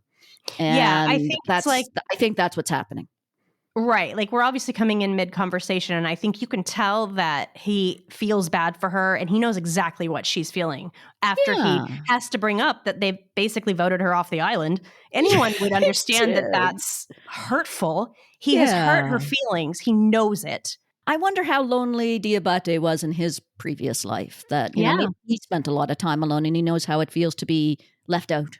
I agree. I think there is something there. I just feel for her, I think. And there she is cradling the wine glass, the champagne glass. I did see, I think, one person online saying she's holding the bottle. And I thought it was the bottle at first, too. But it's not the whole bottle. No. It's just a glass. I don't know how much that Carol's had to drink. Like, is she passed out drunk or is she just really sleepy? Maybe a little of both. I'm not sure. Yeah. When she wakes up, and I do want to add that, like, as much credit as we're giving Diabaté, I will repeat that it's only to an extent. And I think this next scene proves that. It does. Because Carol gets up. She does seem kind of groggy, very much could be hungover. She does look a little hungover. I'm gonna point out this beautiful shot through the champagne glass as she wakes up. Shout out again to Ganja Montero, the director. It's a cool shot, but it also, maybe I'm really over analyzing it, but it kind of made me think, is this kind of the slight haze that Carol's seeing things through this morning? Like the haze of alcohol through the glass of champagne. She's seeing things in a slightly distorted, slightly hungover way. Maybe she's a tiny bit drunk still. I don't know, but I did kind of wonder that, and I just thought that was a great shot. So shout out to nice a point. director. I loved the shot, but I love your take on it. All right. She gets up. Diabaté's making her breakfast, and again, he seems very kind, and he's being very polite. But I think right off the bat, it's clear that he's getting her up and out of here. Right from the beginning, because she's not saying anything. First of all, I don't give her any demerits for not saying anything. He hurt her feelings. He should be the one to break the ice. He should be the one to say, hey, I'm really sorry that, like, you found out this way. I know that's, he should be the one, but he doesn't want to. He doesn't. Yeah. He kind of doesn't want to have anything to do with her anymore, I think. He doesn't want to tell her anything that he's told her before or after this scene. Everything that he tells her, which is really valuable information for her to have, all of it, it just seems to come up in response to something that she has said. So he has not initiated any real conversation with her for the most part. No. And the first thing really out of his mouth is, so what are your plans? And that's his way of saying, when are you leaving? When he hit the road to it. That's really what that means. That's what that means. And and I also have to bring up this is the scene of her kind of putting the avocado on her toast and then putting the eggs and she's doing something clearly he has never seen before, because he's like, what is this? But Jen, did this make you think of the scene in Wicked where Elphaba's kind of dancing weird? She's doing this weird thing, and then Glinda steps out to do the same thing to kind of make her try to relate to her. I was like, oh that. my God, this is the Glinda and Elphaba scene. I don't know. That's a great interpretation. I like that. I like that. I like that interpretation. Shout out to Wicked. If you haven't seen it, you should. It's brilliant. But yeah, great comparison. Yeah, when I was watching that, I'm like, why is he doing that? But I think you're right. He's trying to, it's a way of trying to kind of reach out to her in a way. Yeah. Connect. I think it's also, maybe it could be interpreted as Diabaté is in this to try everything. And maybe he sees this and is like, I'm going to try that. I've never seen that before. I'm going to try that too. Yeah. It also is giving kind of hive mind, kind of like monkey see, monkey do. Yeah, yeah. Yeah, And so there's a bit. I didn't know if it was kind of a indication that he's being sucked in, like, legit. Maybe. It did feel a little like I wondered at first if it was a bit manipulative on his part. Like, I'm just going to try this to make her feel like I'm on her side. I'm just going to pretend to be like her, but I don't really feel it. So, could be about any of those things. An effort, but a very minuscule effort. Yeah, I think so. And I think, to be clear, I don't think I think he dislikes Carol. I do think he dislikes Carol, but I think there are plenty of people that we dislike that we can still have compassion for. And I think that's what's happening here. I don't think he wants her gone because he hates her so much and he needs her out of his sight. Not at all. But I think her suggestion, hey, I'm going to stick around, I'm going to grab a sweet and I'll get cleaned up and we'll talk later. He doesn't want that because the longer she stays, the longer he has to delay his life. The hive can't come back until Carol leaves. So I think that's it. I think that's 100% it. That is Diabaté's imperative. I want my fancy life back. I need you to leave because you're in the way of that. Yeah. I want my women back. I want my beautiful ladies. And she's standing in the way. So I think that, we see it on the phone. He misses his beautiful ladies and he wants them back. And he has no interest in continuing to chat with Carol because, number one, he doesn't particularly want to. And number two, it just, puts everything off for him. And he just wants, like you say, wants to get back to his life. Carol takes the hint and kind of, I think as a defense mechanism, once again, she's being off-putting to him, but I think as a defense mechanism to being hurt, as she has been once again, she makes a joke about Vegas being a $3,000 or $3 million ashtray or whatever she says, which she's not wrong, guys. And, no offense. And I mean, again, I really don't like I'm gonna insult the thing that you like and then immediately say no offense. Like in general, I think that's a really sort of bad thing to do.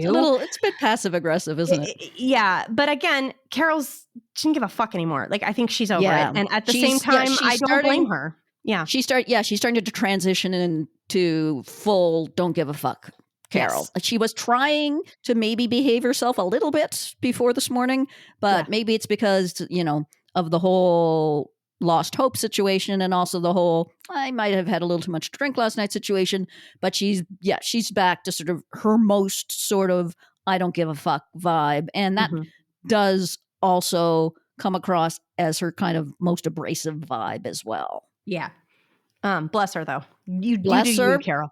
You do you. You can be as abrasive as you want to with me. Love it. Because again, I feel her. I understand her frustration and her anger. I get it. Like, you're all alone. You're the only one. You, in your mind, know you're right. You think you're right. And no one is fucking listening to you. And it's exhausting and it's frustrating. And she's lonely and she's hungover. I get it. It makes sense. And she's grieving and she's trying to get her head around everything horrible that's happened in 12 days, which we have to remember that even though it's on episode 6 of a TV series and sometimes a lot of time has passed in that period, it's still only 12 days. And that's a lot to deal with in 12 days. Right. So on her way out, she is trying to convince him, like, I'm not a monster. Like, I'm really not. Like, I just don't get it. Like, she doesn't understand what their problem is. And I like the idea that he is trying to sort of justify what they're doing. And he's like, let us know if you have any ideas, about keeping them from starving. And she's like, I don't know. Pick a fucking apple. And let me tell you, Jen, I cheered. I know, right? It's like this is not that hard to solve. This people is not pick a fucking apple. Yeah. Come on, apples are there to be eaten. Like, I'm sorry, but eat they the are just apple. There. It's fine. Like, you can pick them up if they fall, and you can eat them then, but you can't pluck them. Come on. Yeah, it's crazy. So I'm with her 100% on that. But she did kind of immediately realize that, all right, I'm being a little too Carol right now. Yeah. And that's kind of when she sort of decides to rephrase slightly. And that's when she says, I'm not some kind of monster, which I think is it's such a, like you mentioned before, it's such a self-loathing way to speak about yourself because no one's actually calling you a monster. That's a pretty extreme but they word. are treating her like one. I mean, they're treating her like someone that they don't like. They're treating her like someone that's a little too much. She's right to feel that because that's what it must feel like. Absolutely. I mean, when they empty out the whole city that you're traveling to, like, come on, guys, did you Yeah. have to do that? Like, You think just have pus like filled oozing sores am I all over that my body? Am I bad? yeah, I mean, she it's acts like, ridiculous. of course she acts unbothered, but you got to think with every passing day that they avoid her, it's got to feel weirder and weirder and harsher and harsher. Mm-hmm. And I wanted to point out too, the idea of them starving in 10 years and just accepting that, like, this is what's going to happen. Yes, we would like to fix it, but if we can't, we can't. First of all, how dare they tell Carol that she is drowning? Yeah, seriously, who's drowning here? I would imagine if these people had agency, they probably wouldn't want to die in less than 10 years. I think they probably wouldn't. I think that they would want that life preserver. I mean, that sort of that comparison that Zosha gives. If you saw someone drowning, wouldn't you throw them a life preserver? That's what Carol's trying to do now. Yeah. And so while when Zosha said that back in episode 3, I remember thinking, well, she's making a good point. If what she's saying is true, I now am back on the other side of now I get it. You guys, this might be great, but it's not going to last. And you're in no position to be talking about throwing life preservers. Exactly. But then we get the main piece of information here that's important, which is that she's worried that, okay, what happens when we get turned? And then we're all going to starve too. Yeah. And he says they cannot turn us without our consent. Yeah, which again, I just want to say he was not even going to tell her that until she brought it up. Right. Like he did not bring it up. It's literally as she's walking out, she could easily have left without learning that. He had to know she would be desperate for that information. And he only tells her because she brings it up in conversation. So no, bad Diabaté, very bad. That's a really good point. And but again, he's protecting his own imperative, which is to not have to worry about Carol figuring this out. And so maybe he has a reason to keep all this information from her. He has no reason to share the information. And honestly, I think he also knows that it will lead to a longer conversation. And he just wants to shorten that conversation as much as possible and get her out the door. Exactly. Yep. But again, she hears this.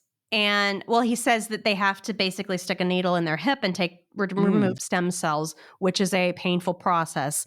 And so they obviously can't do that without consent. So she immediately goes to call the hive and verify. Trust, but verify. I thought, which is exactly what I wanted her to do. As soon as Diabaté said that, I'm like, okay, but he could lie. So you need to go immediately and check this. So I wasn't expecting her to do quite that immediately, but I was glad she did. Glad she did. We get our Patrick message again, which was always lovely. I love every time we have to hear the whole thing, and then we get to see Ray do her waiting acting anytime. Yeah. I enjoy it every time. I hope that they're actually steering clear for the rest of the season so that we get like 5 more of these. Love it. It's always great. So she officially does not give her consent, and we need to talk about the wording, because I think the wording here is very important. You will not lay a finger on me. And they say, we hear you. No stem cells will be collected from your body. From your body. Yeah. And she just said that all the lawyers survived here. So we've got some, and even I, as she's saying this, immediately, Jen, did you immediately think of those frozen eggs? I mean, I didn't immediately think of it, but my husband, who's been getting increasingly obsessed with Pluribus, which I love, immediately went onto Twitter afterwards and said, the eggs! And I'm like, oh yeah, fuck the eggs. So yeah, I got it immediately after.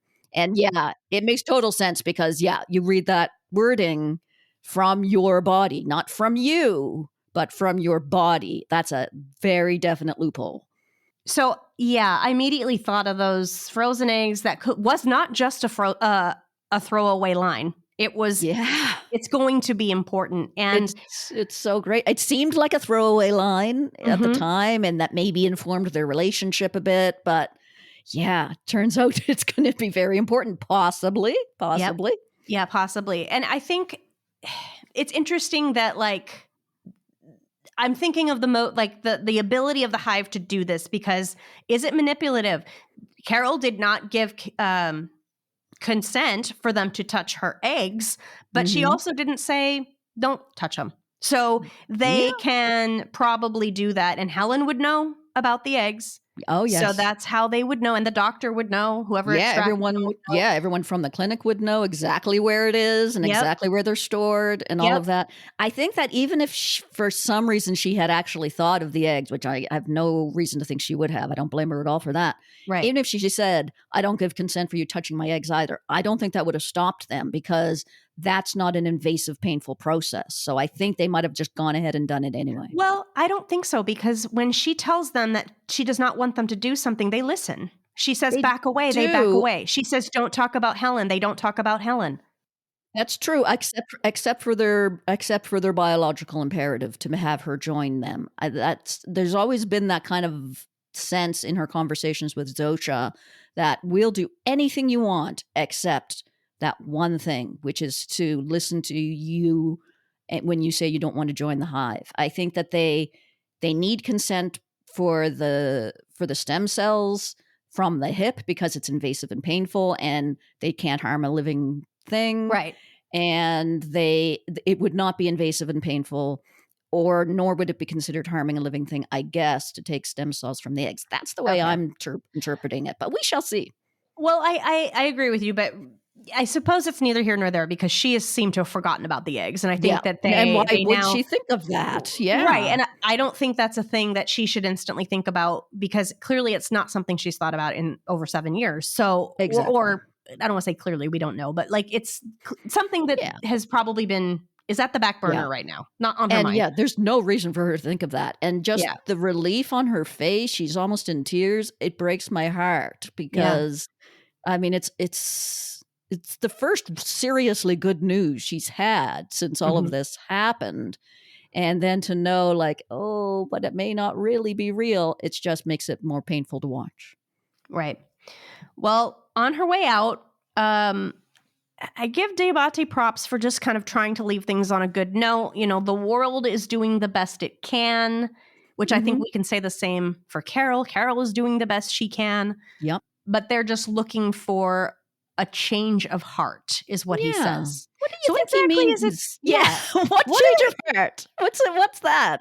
Like accepting them, like not trying to oppose them anymore, like saying, I respect you. I'm not going to try to be in conflict. I mean, it's clearly not the question of being open to the joining because we know Mr. Diabate said he didn't want it. He has said Mhm, regretfully no.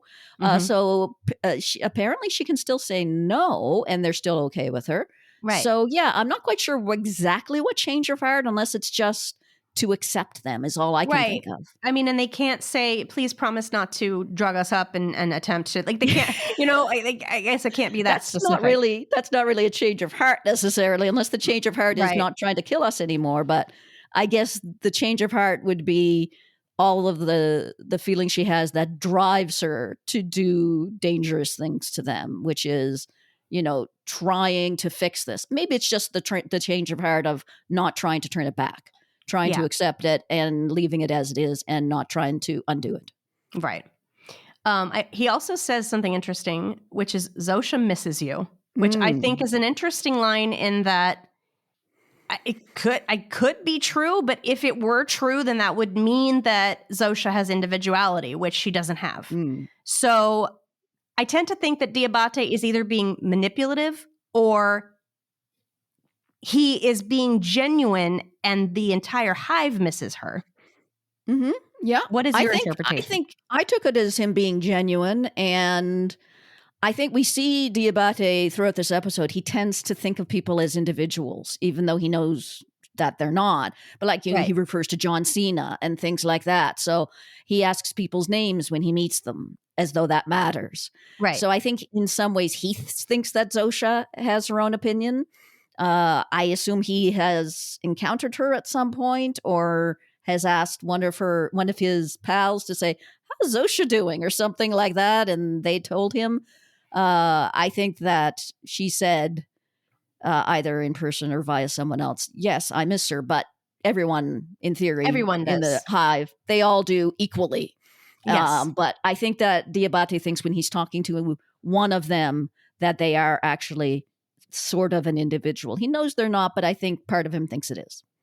Yeah, and I do think it's slightly manipulative on his part Mhm. because he thinks that maybe that's something Carol will respond to. Yeah, Like, I think so. he thinks if I say everyone misses you, she's not going to give a Mhm. fuck. But if I individualize this and say, hey, the person you've been hanging out with for several days misses you, maybe Mhm. that'll get through. I think so, yeah. I think he is thinking that. Maybe he's thinking it's for her own good, possibly, that, if I tell her this, she'll come around and she'll be happy like me. Possibly.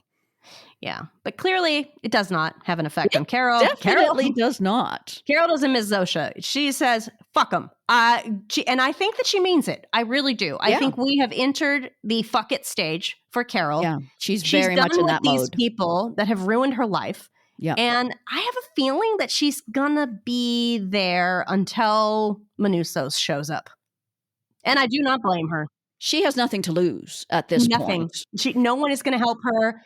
She can't do this on her own, and so Yeah. fuck it. Yeah. She's got nothing to do. She has no mission to go on. She Mhm. thinks that she's safe and that there's nothing to be done in terms of reversing this. So I think that, she's very much in a fuck it mode. And there's no reason not to stay that way. Yeah.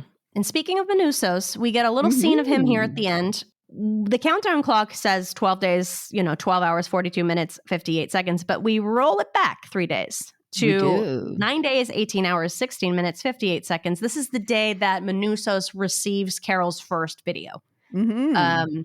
But interesting, before he finds it, he's still looking on the radio and he finds one station that has little question marks next to it. He's like, I heard something, but not sure what it was. It sounds almost like music. Do you agree with that? It does. I mean, we learned on the official podcast that the composer, Dave Porter, actually helped create that sound. There is obviously a musical element to it. Is it actual music? I kind of wonder if it's another signal from the aliens that just or another winds up sounding that way. That sounds like music. Yeah. Or maybe it's the aliens communicating and that's how they sound when they're communicating. Yeah. No, but it's intriguing. Now, Manousos has a little nugget of information that Carol might find interesting. Yeah, especially knowing that he doesn't have a whole lot of other information that she has. I cannot wait for these two to get together and maximize their loner sleigh. Oh, so much so. They are going to be so perfect for each other. I mean, it's all we want now. We've been longing for this for these 6 episodes. And they're going to be so amazing together. Poor Manousos, I mean, he basically runs out of hope at the moment that video arrives because he's reached the end of his radio frequencies by the looks of things. He's got this one that might be something, but what is it? Who knows? And he looks pretty deflated. And then this video arrives, and it's so interesting to watch that video from his perspective. Because until now, it's looked a bit goofy. It's looked a little bit too much. As, what did Diabaté say? Very dramatic. Very dramatic. It's so, but to see it from his perspective, it's so different. Inspiring. It's so inspiring and important and serious. And it's everything. It's everything to him. The way they're playing it as a voiceover over him kind of getting his shit together and leaving, it's so opposite to everything in the prior parts of this episode where everything's sort of inauthentic and fake and we're living in movie land, but it's all fake. He is being genuinely affected by her words. And somebody pointed out on Twitter that this was kind of what Helen was saying in episode 1. Like, if only one person, if your words matter to one person, that's something. And as we're seeing, this is going to lead somewhere. Yeah, absolutely. Absolutely. And I thought of the same thing. And I think that for me, when I saw that and saw Manousos get to prepare for his journey, for me, I absolutely want their joint sleigh because they're all that the world can rely on at this point. Yeah. And also, I think even more than that for me, because I care so much about Carol, that I just want her to know she has an ally. Yes. He learned that in this episode. He has an ally now. She doesn't know that yet. And I just really want her to find that out because it's going to mean so much to her. I don't even really have a concern that she is going to be off-putting to him, because he's Yeah. slightly off-putting in the same way. Like, you can tell Yeah. he is like, I don't like to use the word, but I'm just saying in accordance to everyone else, she's clearly off-putting to people. Mhm. But like, they both, and it's enough that they're on the same side. And I think Yeah. Carol's pleasantness and attitude, I think, will naturally change when Mhm. she knows she has someone on her side. But Yeah. I don't even, the irony is, I don't even think it needs to. Like, I think if No. Carol were perfectly grumpy Carol's self, he Mhm. would be all Oh, in. absolutely. I mean, I don't think that he would mind that one bit, and I think that once she feels safe with him, she'll let her true self come out. And the thing Mhm. is that I think Carol's true self isn't just the abrasive part that we've seen, of Oh, course. absolutely not. The abrasive is what people see. But That's she's what they hiding tend to that part. notice. Yeah. But she, of course, Helen saw the abrasiveness and all the other parts of Mhm. Carol. And when she is herself, her true self, she shows all of that. And when you get to know her, you learn the abrasiveness is just part of this kind of really interesting, fascinating, beautiful package that is Carol. And I think maybe she can be that way with Manusos. And we haven't really seen the true Carol. She's just been under so much stress Yeah. and so much difficulty that she hasn't really had a chance to just chill a little bit and be her true self. And I think that's going to be a beautiful thing to see. And I think he's literally starving Mhm. for information. And it's going to mean so much to him. She can be however she wants to be with him. And he is going to just be so desperate for it. And he's clearly not a typical chipper guy. He doesn't have a warm and loving relationship with his mother, for No. example, which I loved that twist.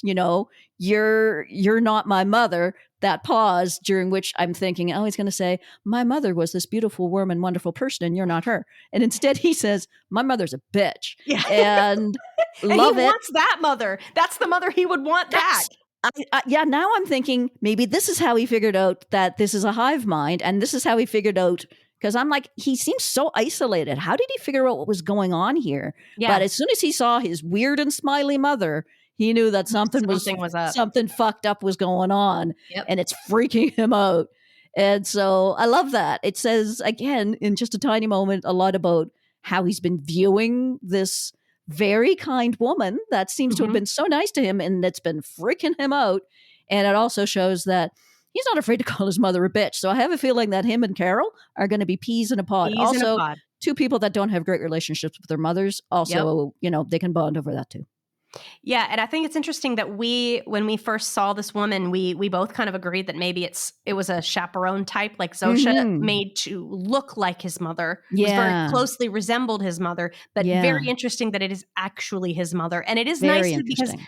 this is the first time we've seen an example of somebody's turning away their family member, Yeah. Someone which is who's figured it exactly out. what Carol would have done, I think. Yeah, I In that think so. scene. And because he doesn't have these rose-colored glasses, and because she's acting so different from the Yeah. way she normally would. And I think once again, it shows, we've talked a couple of times about how the hive don't always seem to quite get it in terms of how humans act and what humans want. What they want from each other. Yeah. And the fact that they thought that he would want her to act sort of like a warm, loving mother, they just missed the mark completely Yeah. with that, and shows that they don't always know what people actually want and expect. Yeah, because we see from this episode that they're very capable of putting on a show, of putting on an act. Absolutely. If they Yeah. wanted to, she could have acted like his mother. Yeah, Like, much more so. They know exactly what his mother acted like. exactly. But they choose not to. And that's interesting. Yeah. They haven't even tried it. They made a mistake. I think they made a mistake, just like they made a mistake when they would bring up Helen to Carol, thinking that would be a nice thing to do. Sometimes they just completely miss the mark, which adds to that feeling that they're more alien than human. Yeah, interesting. Well, let's talk really quickly about his house. He finally gets home. He's clearly still very paranoid. And I think that the fact that he keeps money or whatever in his upper light, I think that shows that he's already a paranoid guy. He's a little bit of a paranoid guy. Yeah, even prior to the joining. He gets some, maybe questionable leftovers from the fridge, but he's so hungry that to him it's just delicious. Oh, And you could yeah. tell he's loving it. Yeah. He picks up some maps A lot of and maps. a lot of maps. And then what do you think this thing was, Janet? We saw it briefly. I tried to make out some words. Like I looked up one of it was like, it's learn. So I thought, okay, maybe he's going to learn some English, but I didn't see the word English anywhere on the thing. Right. I couldn't make it out. And so I was very curious because it did pause in front of the camera for just a second, even though there was a shadow across it. So it's hard to see what the whole thing is. And so I thought, oh, is this important? And I was like all set to go with my camera to get a little Google Translate going. And I'm like, I don't even get enough to do a Google Translate, I don't think. There was the word fluides, which is fluidity. And then the other words was like sueños, which is dreams. And so I'm like, does he listen to fluid dreams? I have no idea. If anyone knows what that thing was, please let us know at Pluribus Pod. Please let us know what that thing is, because I couldn't tell. It seemed kind of important, and I had no idea. I'm assuming it will become clear in future episodes. I mean, it does beg the question, how are they going to communicate when he does finally reach her? Because she obviously doesn't speak very much Spanish. I think it'll be interesting to see how they navigate that. Yeah. And obviously this journey is going to take him a very long time. And I wish that there was enough time for Carol to like learn Spanish, but she doesn't know that he's coming. We know that he's got like a 3-day start on where we were at the end of Carol's part of the episode. I don't know how far he's managed to get in 3 days. This is obviously going to take some time. So this is not going to be a quick journey, but of course, obviously he doesn't trust them to fly him there. We know that Carol would trust them to fly her wherever she needed to go, but he obviously doesn't, which is understandable from his perspective. So he's going to drive in his adorable tiny car that doesn't work very well. Right. I mean, it could be an element of him not trusting, but also him not even knowing that they could. Maybe he doesn't even know that they could help him. I don't think he would take the help. I agree with you, but he's not even going to ask. I don't think he's just going to go and do his own thing with his tiny little car. Apparently, you could drive, I think, most of the way from Paraguay to Albuquerque, except for the Darien Gap, which is an admittedly very, very difficult patch of terrain to get through. That is definitely a huge stopping point for Manousos. Like, he's not going to be able to drive across it. Apparently it's like a big, 100-kilometer jungle with I see. There's no road. So he's going to get to a point where he has to sort of navigate this gap. And so the next episode, this is in South America? Yes, correct. The next episode is actually entitled The Gap. Yes. So it's going to be, it's going to be about his heroic journey to try to get to Carol, which is going to be, it's all great. I can't wait to kind of see what he's planning. And the actor who plays Manousos, Carlos Manuel Vesga, he's so fascinating to watch on screen, whether he's speaking or not, no matter what he's doing. I find him a riveting actor to watch. I can't wait to see what he gets up to. I think he has attended, I'm not giving him credit, he's a very talented actor, attended the Kim Wexler School of Say More with Less. Absolutely. Yeah, beautifully cast. Wonderfully. Like what he's doing with his face with no dialogue, I think is Kim Wexler levels of amazingness. So shout out to him. So subtle, but yet conveys so much. Really brilliant. Very excited for more of him. And there was one more little thing I wanted to bring up. The fact that in Manousos' house or apartment, we saw a crucifix on the wall, the very, very end of the wall. Yeah. I think this is the first time, other than Carol saying Jesus a lot as a curse, that we've even alluded to religion, other than the conversion therapy camp, which is obvious. But it brought to my mind the idea that we haven't really talked a whole lot about the concept of religion being another metaphor for the hive. Yeah. Being this sort of force that is attempting to, and I want to say maybe Christianity in specific, the attempt to basically convert other people, the attempt to sort of spread the word and turn everyone else Christian. And I hadn't thought of that yet until this moment. And I was like, that's an interesting metaphor. The one huge difference here is that the Hive seems to be perfectly content with Carol being the way she is. They're not trying to change her because eventually, when she crosses over, she'll become one of them. Whereas that's a huge difference with Christianity. This is obviously not okay with many elements of many individuals. But I just thought of that, and I wanted to bring it up because I wondered if that had been something that occurred to you guys, you and your husband, who is a pastor. Yeah, he is a United Church minister. But I always have to kind of, whenever I say that, I always feel like I have to add on, not the way you're imagining, probably, because he's not a particularly reverential reverend. But yeah, we have kind of noticed that, and Sandy's like, fuck those Christians, and so he's kind of like, he sees it, and he's kind of like, it represents a lot of the bad part of the history of Christianity. Right. And obviously Christians not being the only religion that have attempted enforced conversion, but they've just been in the most powerful position to do it most of the time. Yeah. And certainly is an ongoing thing that's still happening today, and still a compulsion that many sects of Christianity feel. And so, yeah, absolutely, that can be a way to interpret this.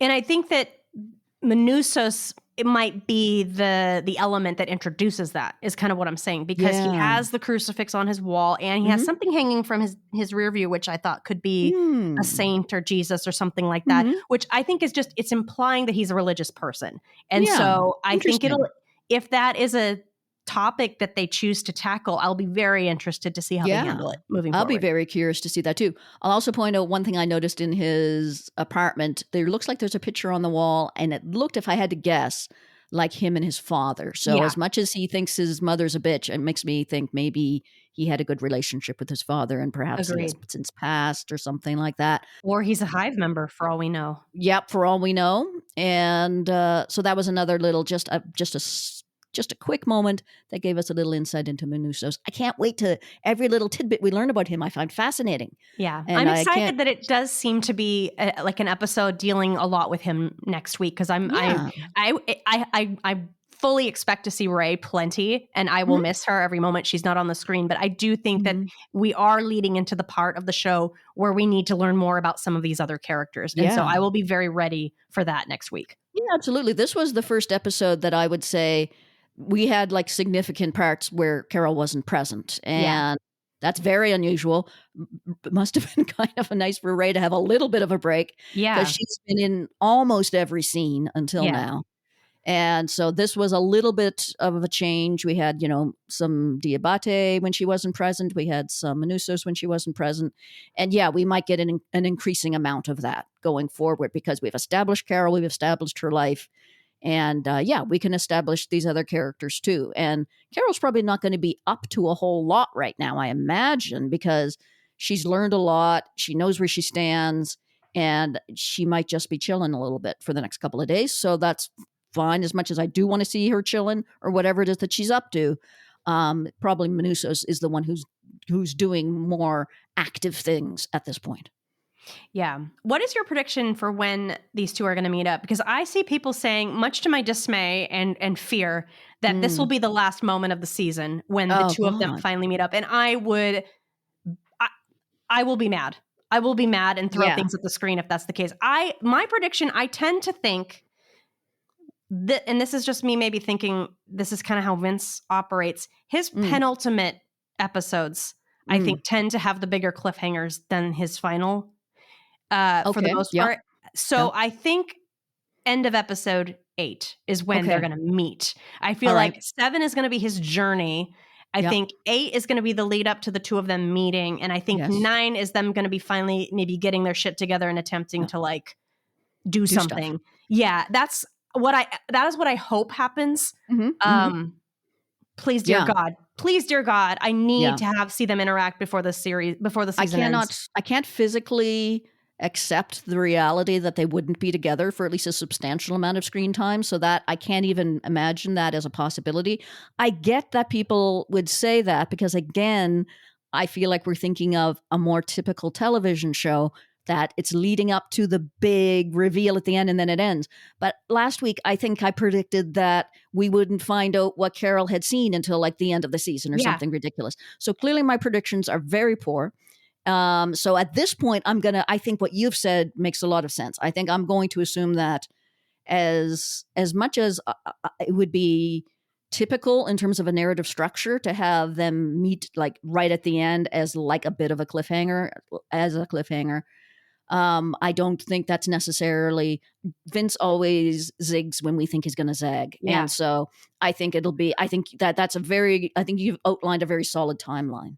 And it's also, remember how we thought we were going to be spending this entire season like meeting the other people, and we got them all in episode 2, and we were all like, in episode 2. So yeah, I think people are kind of underestimating or incorrectly saying that this is moving slowly when it really isn't. And I kind of hope that is just proven by us meeting him in the next couple episodes. We've learned so much in every episode. And I mean, we learned a lot in this episode. And yeah, things have moved along in terms of revelations at I think a pretty brisk pace. Yeah. So I think that absolutely. I think episode 8 sounds right. Maybe even during episode 8.